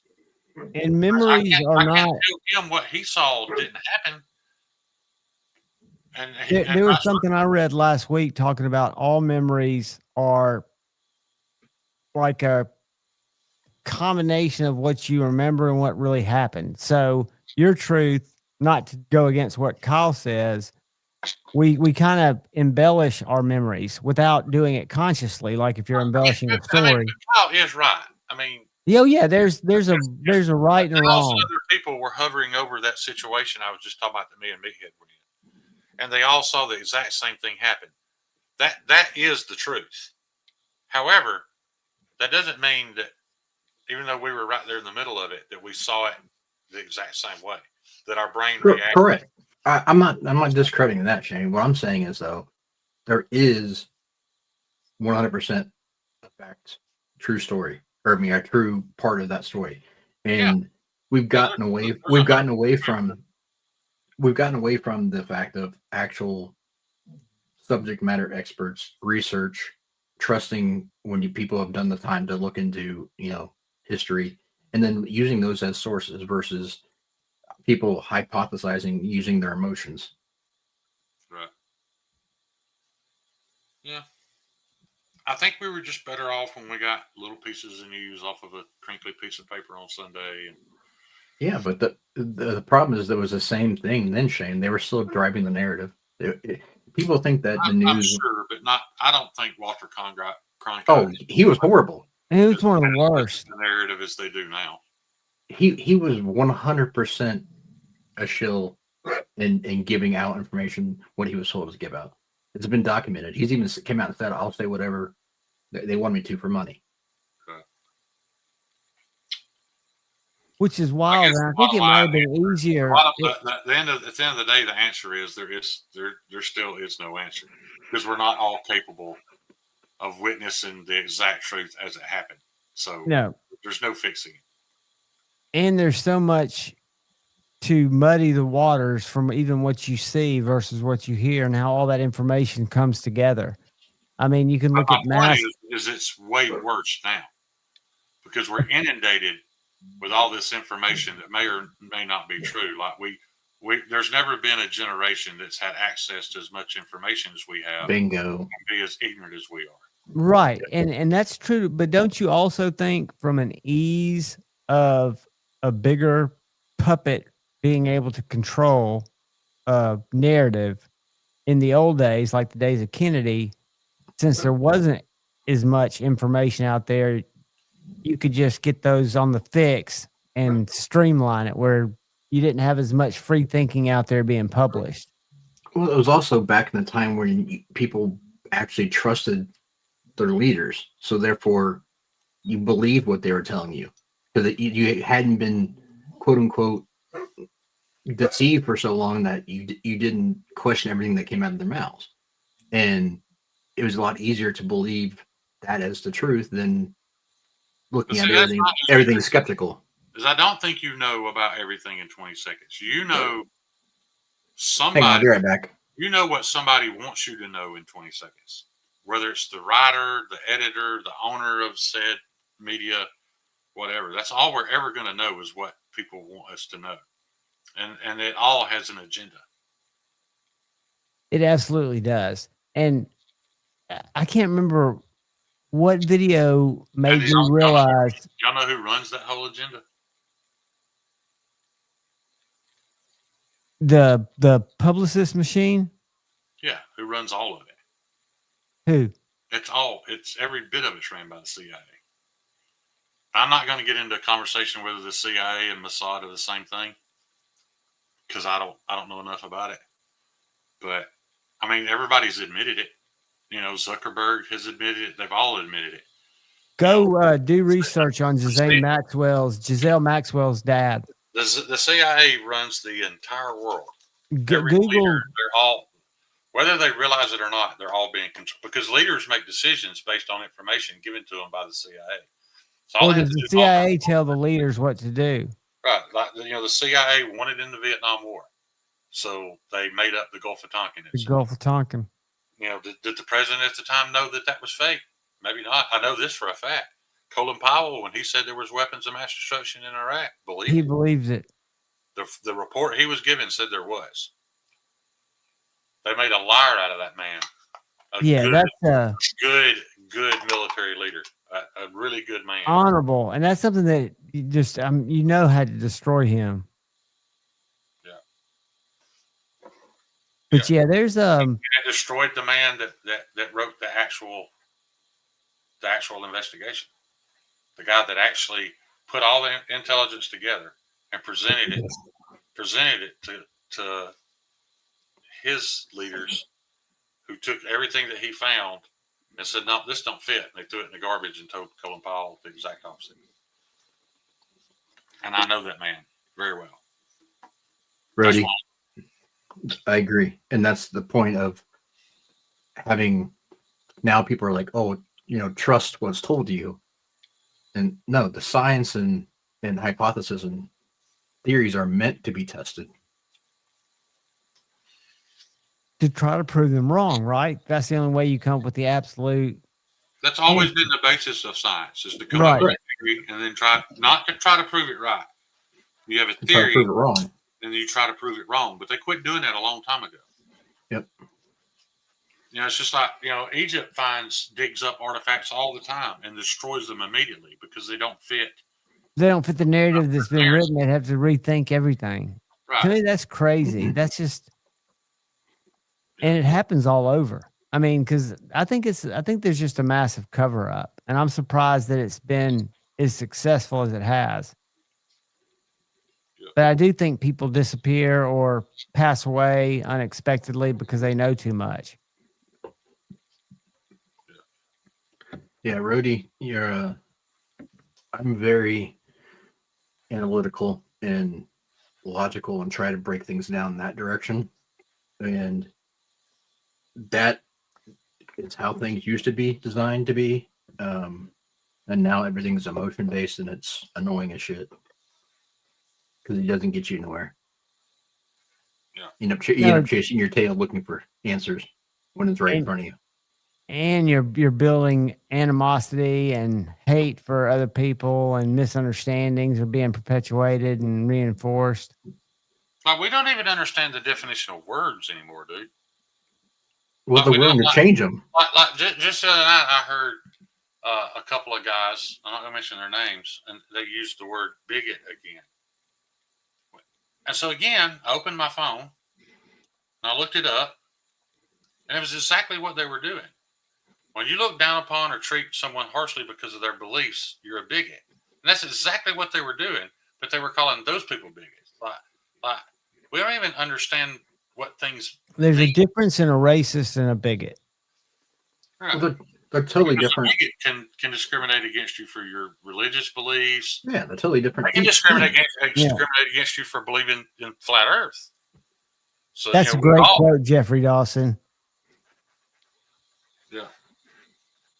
And that's coming from the past, and that's wisdom. Yeah, but take it with a grain of salt, because Edgar Allan Poe is a very, very deranged human being. Oh, yeah. Well, most of the people that did contributing, I mean, I think Elon Musk is deranged. Yeah. But I think he can do a lot of cool shit. All I really give a shit about is how people treat other people.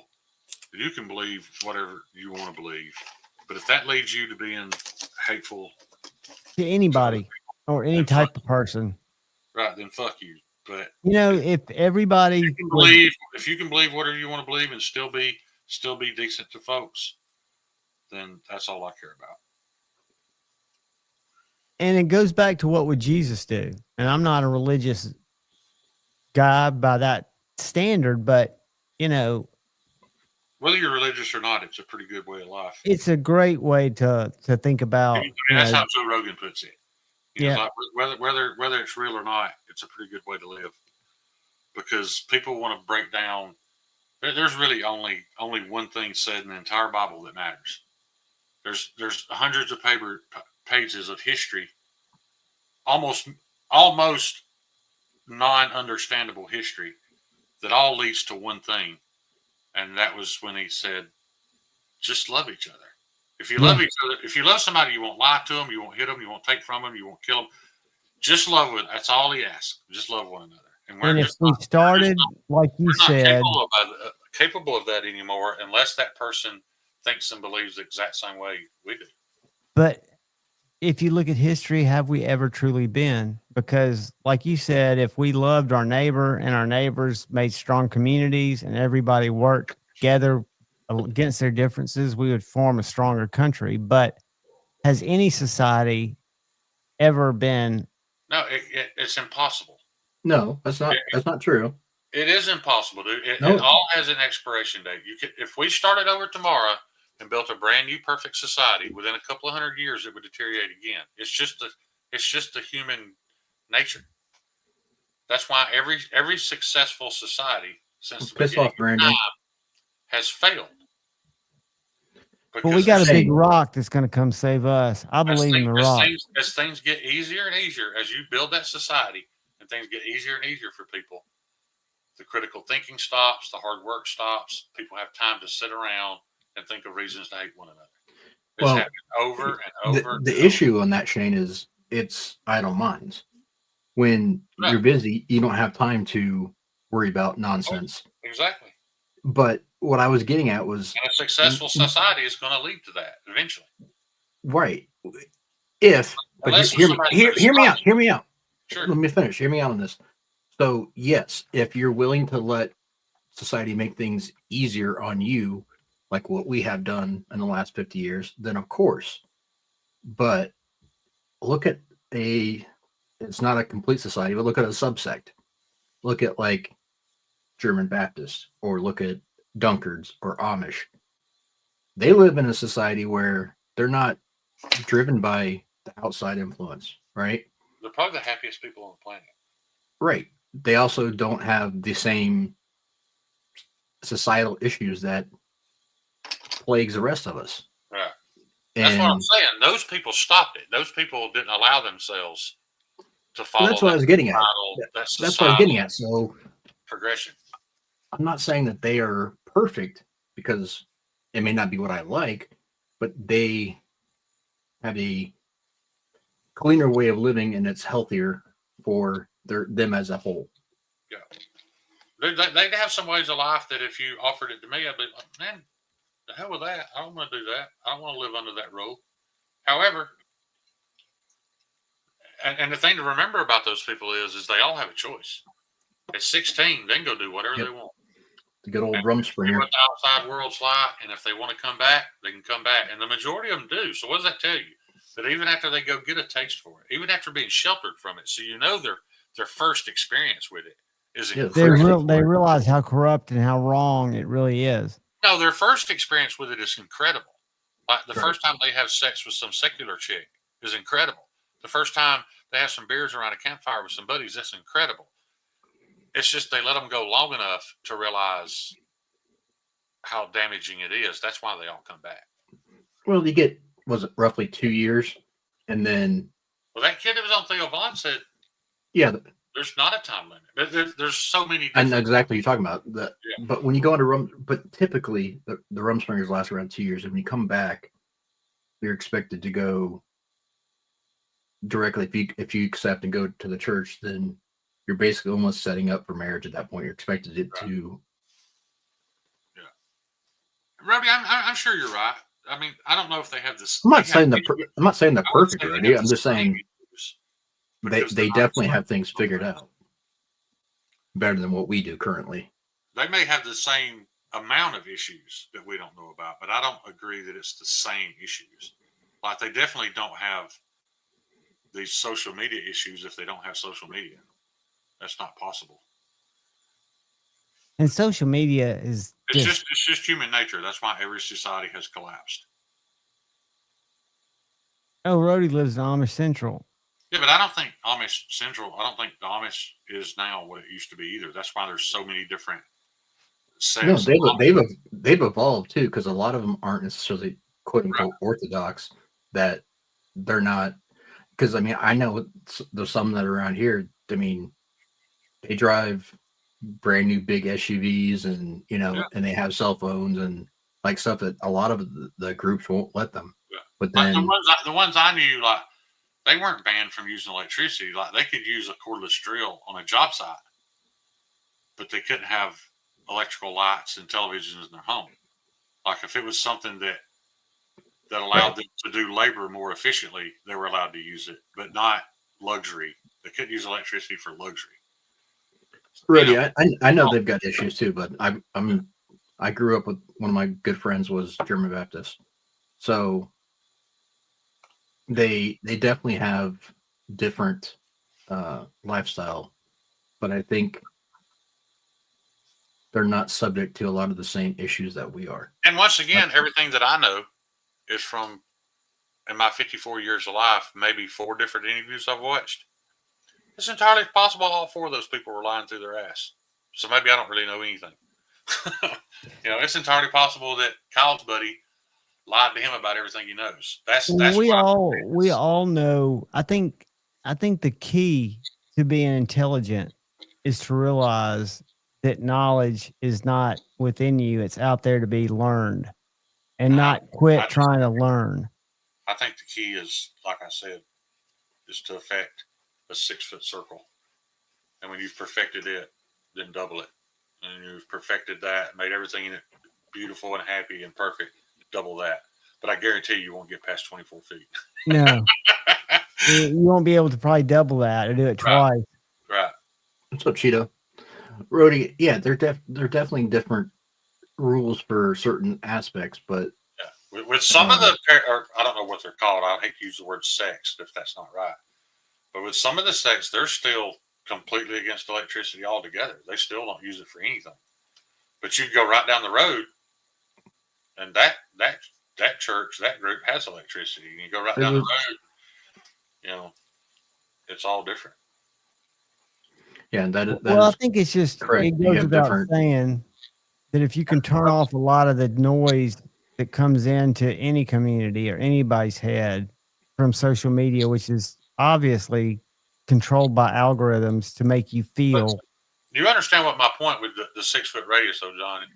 How counterintuitive is it that we're being affected negatively or positively by people not only outside of that 6, 12, 24 foot circle, out of a 2,000 mile circle? Oh yeah, exactly. We're I mean, internet now trying to get along and agree on topics with people that we may never even be in the presence of. I think not only that, Shane, but look at what those some good to it.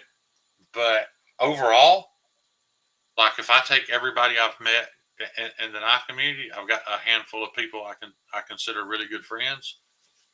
But I mean, that's not gonna happen with everybody you meet, and that's okay.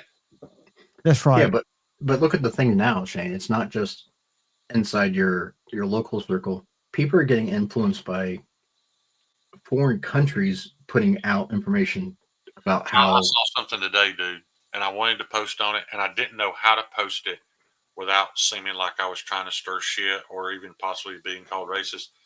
And I'm not saying it was funny. It was just very interesting to me that over the past month, we've seen all these little protests in LA and people waving Mexican flags and yelling Viva la Mexico. And then today, there was this huge riot at the Mexican Capitol. Thousands of people were there, and they were chanting USA and Donald Trump. The same people, but the ones in the United States were cheering for Mexico, and the ones in Mexico were cheering for the United States because they want somebody to come in and stop all the different crime. And it's just, so again, it's not even, it doesn't even have anything to do with their race. It has to do with their situation. I was talking more about the bots and the influence of other foreign governments to. Yeah, that's why I brought it up, because the Mexican president said that all this is there's a $90 million campaign to organized through social media to influence all those people. Yeah, no shit, Cheeto. And unfortunately, they got their hands in a lot of pots. What's the deal with Venezuela? I mean, I know that there's a lot of drugs allegedly coming from there. I never knew Venezuela was a drug hub. Yeah. I don't think they make as much of it as like Colombia and some other places. No, but they're also a communist country. They move a lot of it. Yeah, I guess that's the point too. Because it sounds like we're taking that shit really seriously. Well, yeah. Oh, we are. We're killing people daily. There's some people that are upset, about Hegseth's order to kill all those people in those drug boats. To not stop shooting until they're all dead. And some people are like, well, the ones that fell out of the boat and don't have a gun anymore should just be arrested. Yeah, if they're American citizens, that's how it should work. But those aren't American citizens. They don't fall under that constitutional right. No. People are like, and it's just like people saying, if you would shoot somebody for stealing your property, that means you think more of property you do people. No, that person thought more of the property than he did himself. Right. When he decided to do that, But both are true. In all honesty, both are true. It's just, again, you have to pick which side you're on. But people don't realize your actions have consequences, and at certain points, when you cross lines, you give up the. I had a perfect. You give up your right to live. I had an opportunity to shoot an 18-year-old black kid over some hot wings, and would have got away with it because he was pointing a gun at me, but I didn't, because that kid's life wasn't worth $7 worth of hot wings. No, was your life saving though? Huh? Was your life worth saving? Was my life worth saving? Yeah. Yeah, and I took a chance. He could have shot me on the way out the door. Right. That'd been my fault, 100%. But in my mind, I was like, I'm not shooting this kid over because I didn't believe I just thought he wanted the shit, and that was going to be the end of it. Luckily, I was right. But would I have been right? Second decision that you read the room. Because as soon as he turned to the cashier, I had plenty of time from 6 feet away. I could have mowed him down. But in that moment, I chose not to. Right. But my point is that's a split second decision that could possibly be life or death. And that's But I think it's also a split second decision that defines who you are. And I don't think so. I don't think so because I don't think that you necessarily did the right thing. I don't think you did the wrong thing. Right. But I don't have. Yeah. Go ahead. Go ahead. No, I just was saying I believe that at certain points people cross lines, like I said, that Right. when you do that, when you point a gun at someone, you forfeit your right to live if met with the same force. That's what I'm getting at, Kyle.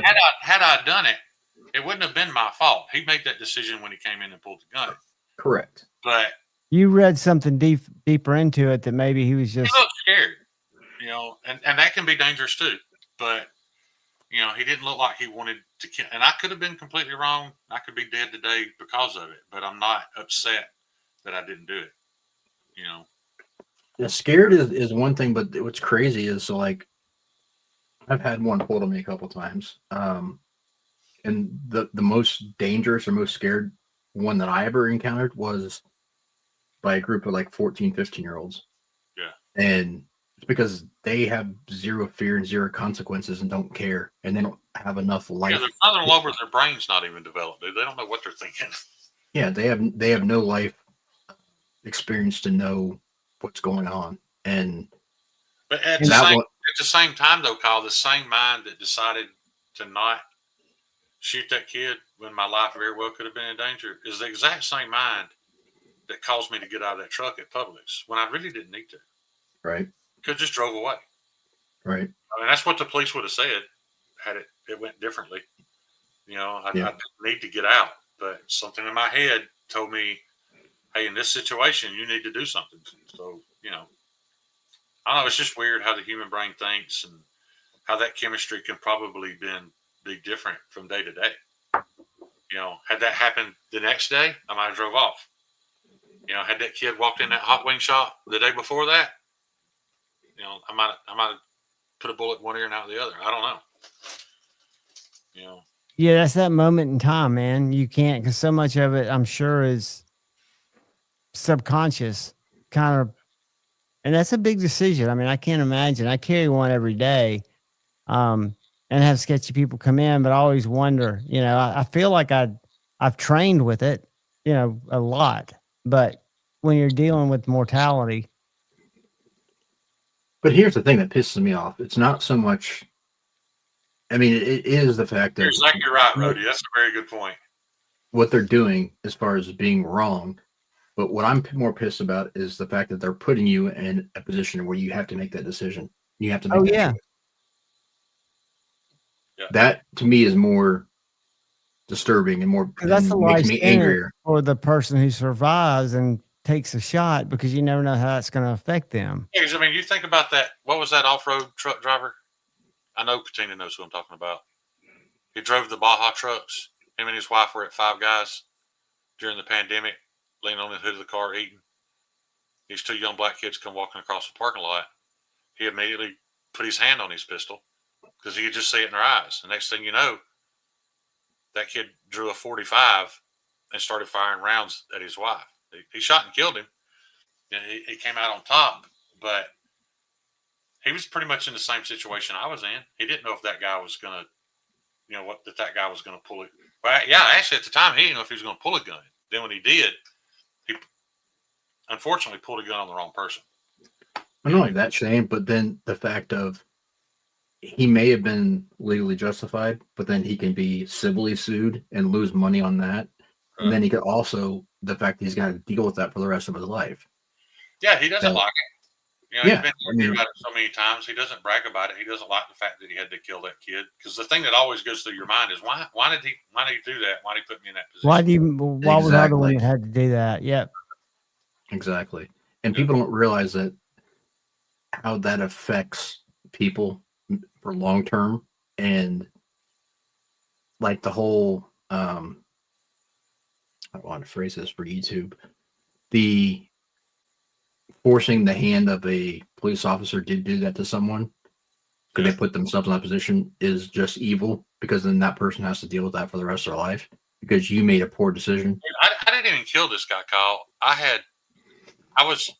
Katie was in the car with me. We were going to Jack's to get a biscuit one morning.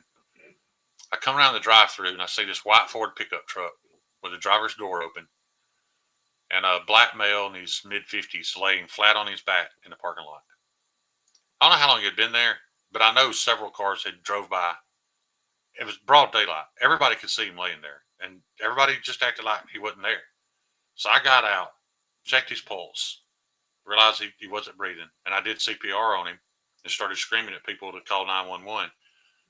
First thing I learned is CPR is a lot harder than you think it is. It will absolutely wear you out because of the adrenaline dump. Yeah. But my point is, the guy was already dead, and his heart had exploded. I could not have helped him at all. But because that guy died, and I had done CPR on him to try to save him, that shit affected me for months, man. Do you feel like maybe you could have done more? Life. You know what I mean? I don't know that it was guilt. It was just this sadness that I couldn't help him. You know, Well, you witnessed something that few people. I can only imagine a person that's put in a situation to take a life when they didn't really want to. You know, Yeah, all they wanted to do was get home to see their kids. Right. I left there and went to the hospital. I didn't know this guy's name, but I went to the hospital and sat there till his family showed up and talked to all them. They're the ones that told me, you know, that he didn't make it. You know, the doctors weren't going to tell me anything because I wasn't kin to him. They told me he didn't make it, and they were all super sweet and thanked me, you know, for trying. But man, that messed me up for several months, dude. I was already not in a very strong state, so it wasn't the best of timing for me. But you know, that's what. Okay, so this goes to another topic. I think what I'm getting at is it is like your souls kind of connect a little bit in that moment. You know, whether it's hateful in a hateful situation or in a, I don't know. Because you're locked in. That's a moment of reality. Right. That's true reality. Because I could literally see myself laying there, imagining people sitting in the drive-thru waiting on their fucking chicken, egg, and cheese biscuit and not even looking at me. Knowing I'm there, but avoiding looking at me because they don't want to deal with it. Because they don't want to get involved. Right. Which is what's wrong with society. Go ahead, Kyle. You were about to say something. Well, I was just going to say, so like what people don't realize is, so like one of my buddies, well, he's also one of my former students, but he ended up going to school, and he's a firefighter / EMT. And the shit that those guys see on a regular basis and how that they can keep carrying on. Like he was at one. Yeah, they don't get enough credit. Within the last no idea what they go through. Dude, he was at one within the last year where there was a hostage situation. And they show up, and it ends up being they're taking fire while they're trying to render aid. And it's like they don't pay. You can't just. That's not something that normal people just deal with. No, and walk into that willingly. Yeah. Let me tell you mine, because when I got out of the military, I wanted to be a fireman, and my father-in-law was really good friends with the city mayor. So he got me on with their volunteer program. Told me in less than a year they were hiring firemen. If you know, as long as I helped out with the volunteer program, I had the job. We got a call. No shots being fired. It was a welfare check on this elderly woman. We get to the house, and because it was a welfare check, the police just let us in. And there's literally, guys, the bags of garbage. They weren't like garbage bags. They were like those plastic grocery bags, were over waist high, and there was just a trail that went through the house.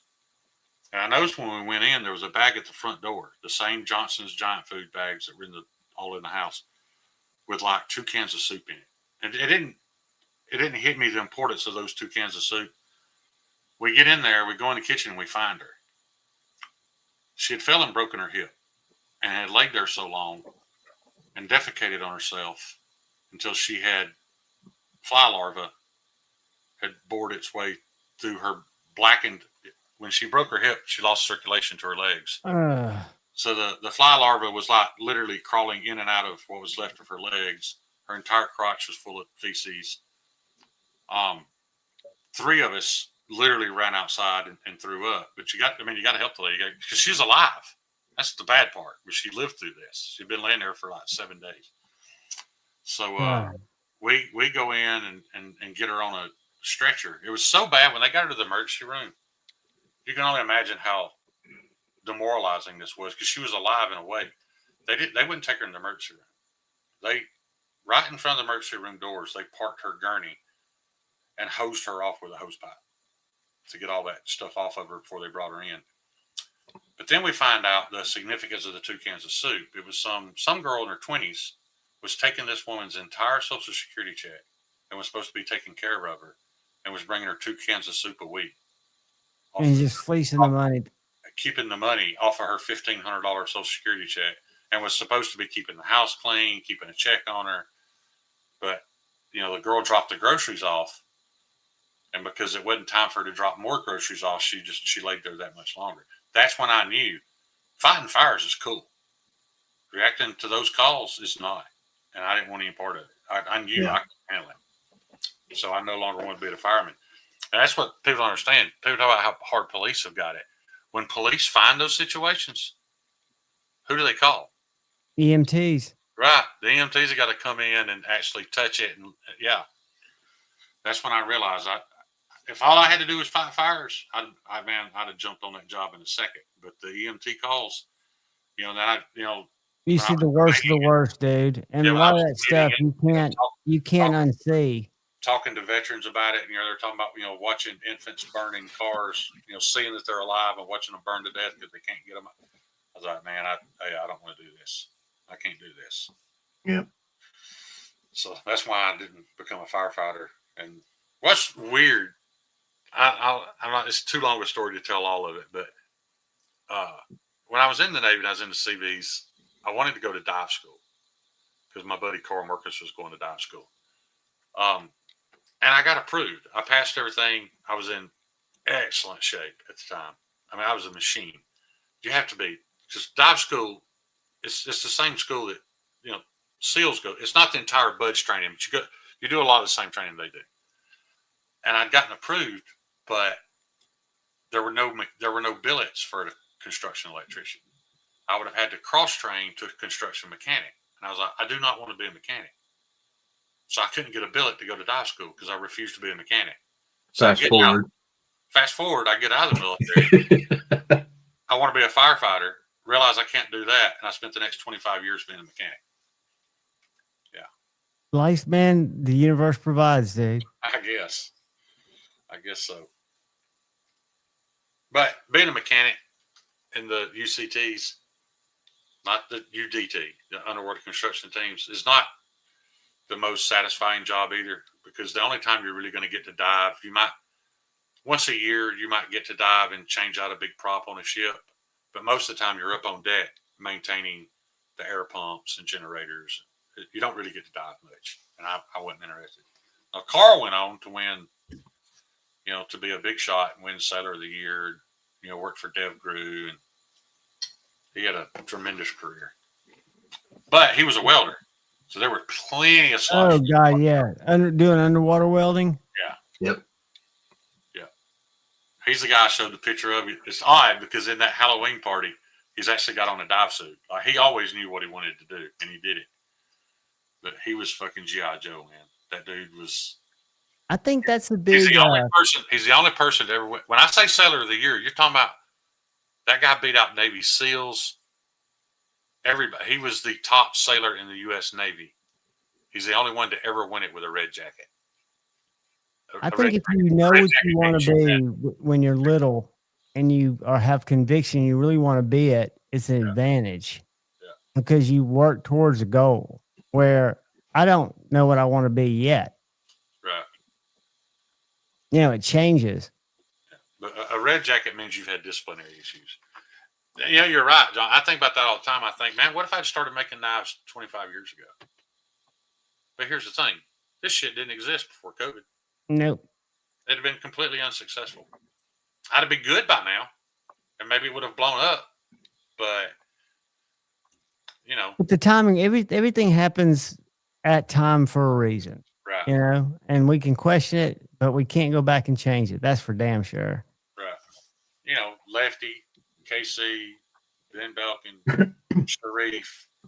None of these guys would have been able to do what they're doing. Maddie, if it weren't for COVID. No. all this falls back because we all came here because of COVID. We were And I'll stuck tell you, a lot of people that don't do YouTube at all, that come into the store, they also kind of got back into it around COVID without any internet involvement. They just started. I don't know if it made people yearn for things that were from their past, because there are a lot of people that love slip joints. I'm not one of them. No offense, slip joint lovers. I can appreciate some of them. Oh, I can too. I can definitely appreciate them. Now, and I'm probably happy with the two I have. It would take something. Well, for me, really it's just grab my attention to own another. It just makes my pockets a little heavy because I put it in my left pocket, and I've already got a flashlight and a wallet in my left pocket, and I rarely pull it out to cut with it. I saw my buddy Ross this weekend. Ross is 6'7", 330. When he was, I used to watch him curl the ass end of his lifted full-size Chevy when he was 14. Just the strongest human being I've ever met. But he looks like a big baby, and he kind of is. But I ran into him this weekend at Meatheads. We were talking about knives, and he reached in his pocket and pulled out this little acrylic-handled slip joint. Literally, it wasn't no longer than my finger. And this guy is a Caterpillar mechanic. I mean, he's as blue-collar as it gets.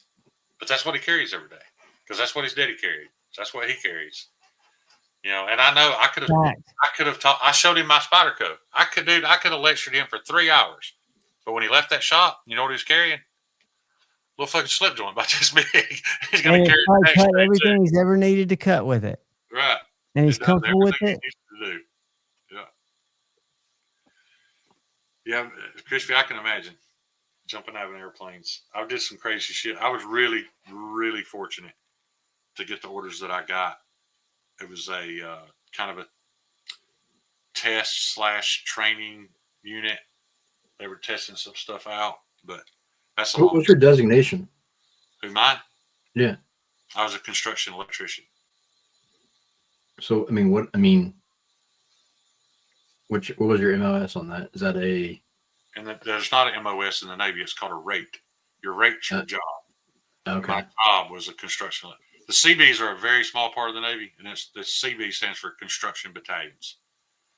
So when we invade a country, the Marines go in and they'll take a beach. And then the CBs come in right behind them. We immediately start setting up communications, electricity, potable water, shelter, hospitals, whatever. And while we're doing that, the Marines have moved on to go capture something else. So the reason they teach us to fight and shoot is because they always come back and try to retake it. So now it's our job to hold it. And in the CBs, you have electricians. Well, when I was in, you had electricians, plumbers, carpenters, steel workers, equipment operators, and equipment mechanics. Now, since then, the best of my understanding, plumbers, and if you want to be an electrician, you have to be an electrician and a plumber. If you want to be a carpenter, you have to be a carpenter and a steel worker. And if you want to be an equipment operator, you have to be an equipment mechanic as well. So they took 6 rates and combined them into 3. I'm pretty sure that's how it worked. Is that because of also having to take on fast roping and going into hot zones? No, we no CB has ever fast roped into a hot zone. If you're ever on YouTube and you're in Maddie's, I'm sorry, I should have mentioned that. You're in certain live streams, listen to another CB talk about fast roping into a battle zone and what a badass soldier he was. He's a fucking liar. No two ways about it. Yeah. And what's sad is when you watch Don Shipley, it really is embarrassing how many of those guys were CBs, because the problem is, they trained us to fight some, and for some guys it just wasn't enough, and they wanted more, so they made up these stories when they got out to make themselves something they weren't, just like Urban Woodsman. Because they needed that adrenaline feel. I didn't mean to say his name. My bad, y'all. You didn't say his name. Oh, I didn't hear it. I said Urban Woodsman. Oh, well, you said it. There's some numbers after it, so technically I didn't say it.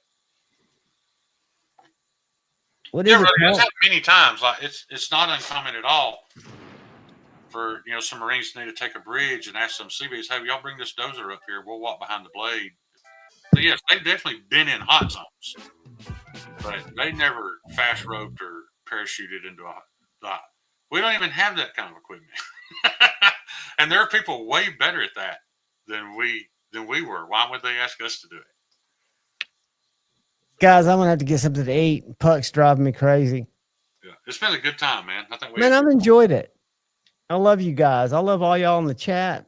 Shane, I love you. Kyle, I love you. Do y'all have any parting words? Anything people need to go see? I do. If you don't know what the CBs are about, and you want to hear some pretty humorous takes on it, type in "Fat Electrician CBs" and listen to his story of the CBs. And I promise Fat Electricians CB. Yeah, SEA. It's C. It's the letter C, Like letter C, B. and then B is in like a B. Turned into a word. It's SEABEE. Just type in "Fat Electrician CBs." He's got some very truthful, very funny stories about shit the CBs have done. He's an absolute great storyteller too. He's a historian, and right. He'll tell you there's never been a group of thieves like the CBs. And There's never been a group. There's never been a group you wanted to piss off more either, because we decide if you get air conditioning, we decide if you get heat, we decide if you get plumbing. So y'all can prioritize. The Navy SEALs were really, really tight with us because they wanted AC and Wi-Fi and cable television and the amenities. Yeah. If you were shitty to us, you were going to sleep in the fucking mud. Regardless of how good you are. Right. Well, guys, look out for the guy or gal to your left. Look out for the guy or gal to your right. Look out for each other. Come hang out Friday night. But most importantly, choose debate, not hate. I love you guys. Peace. See y'all.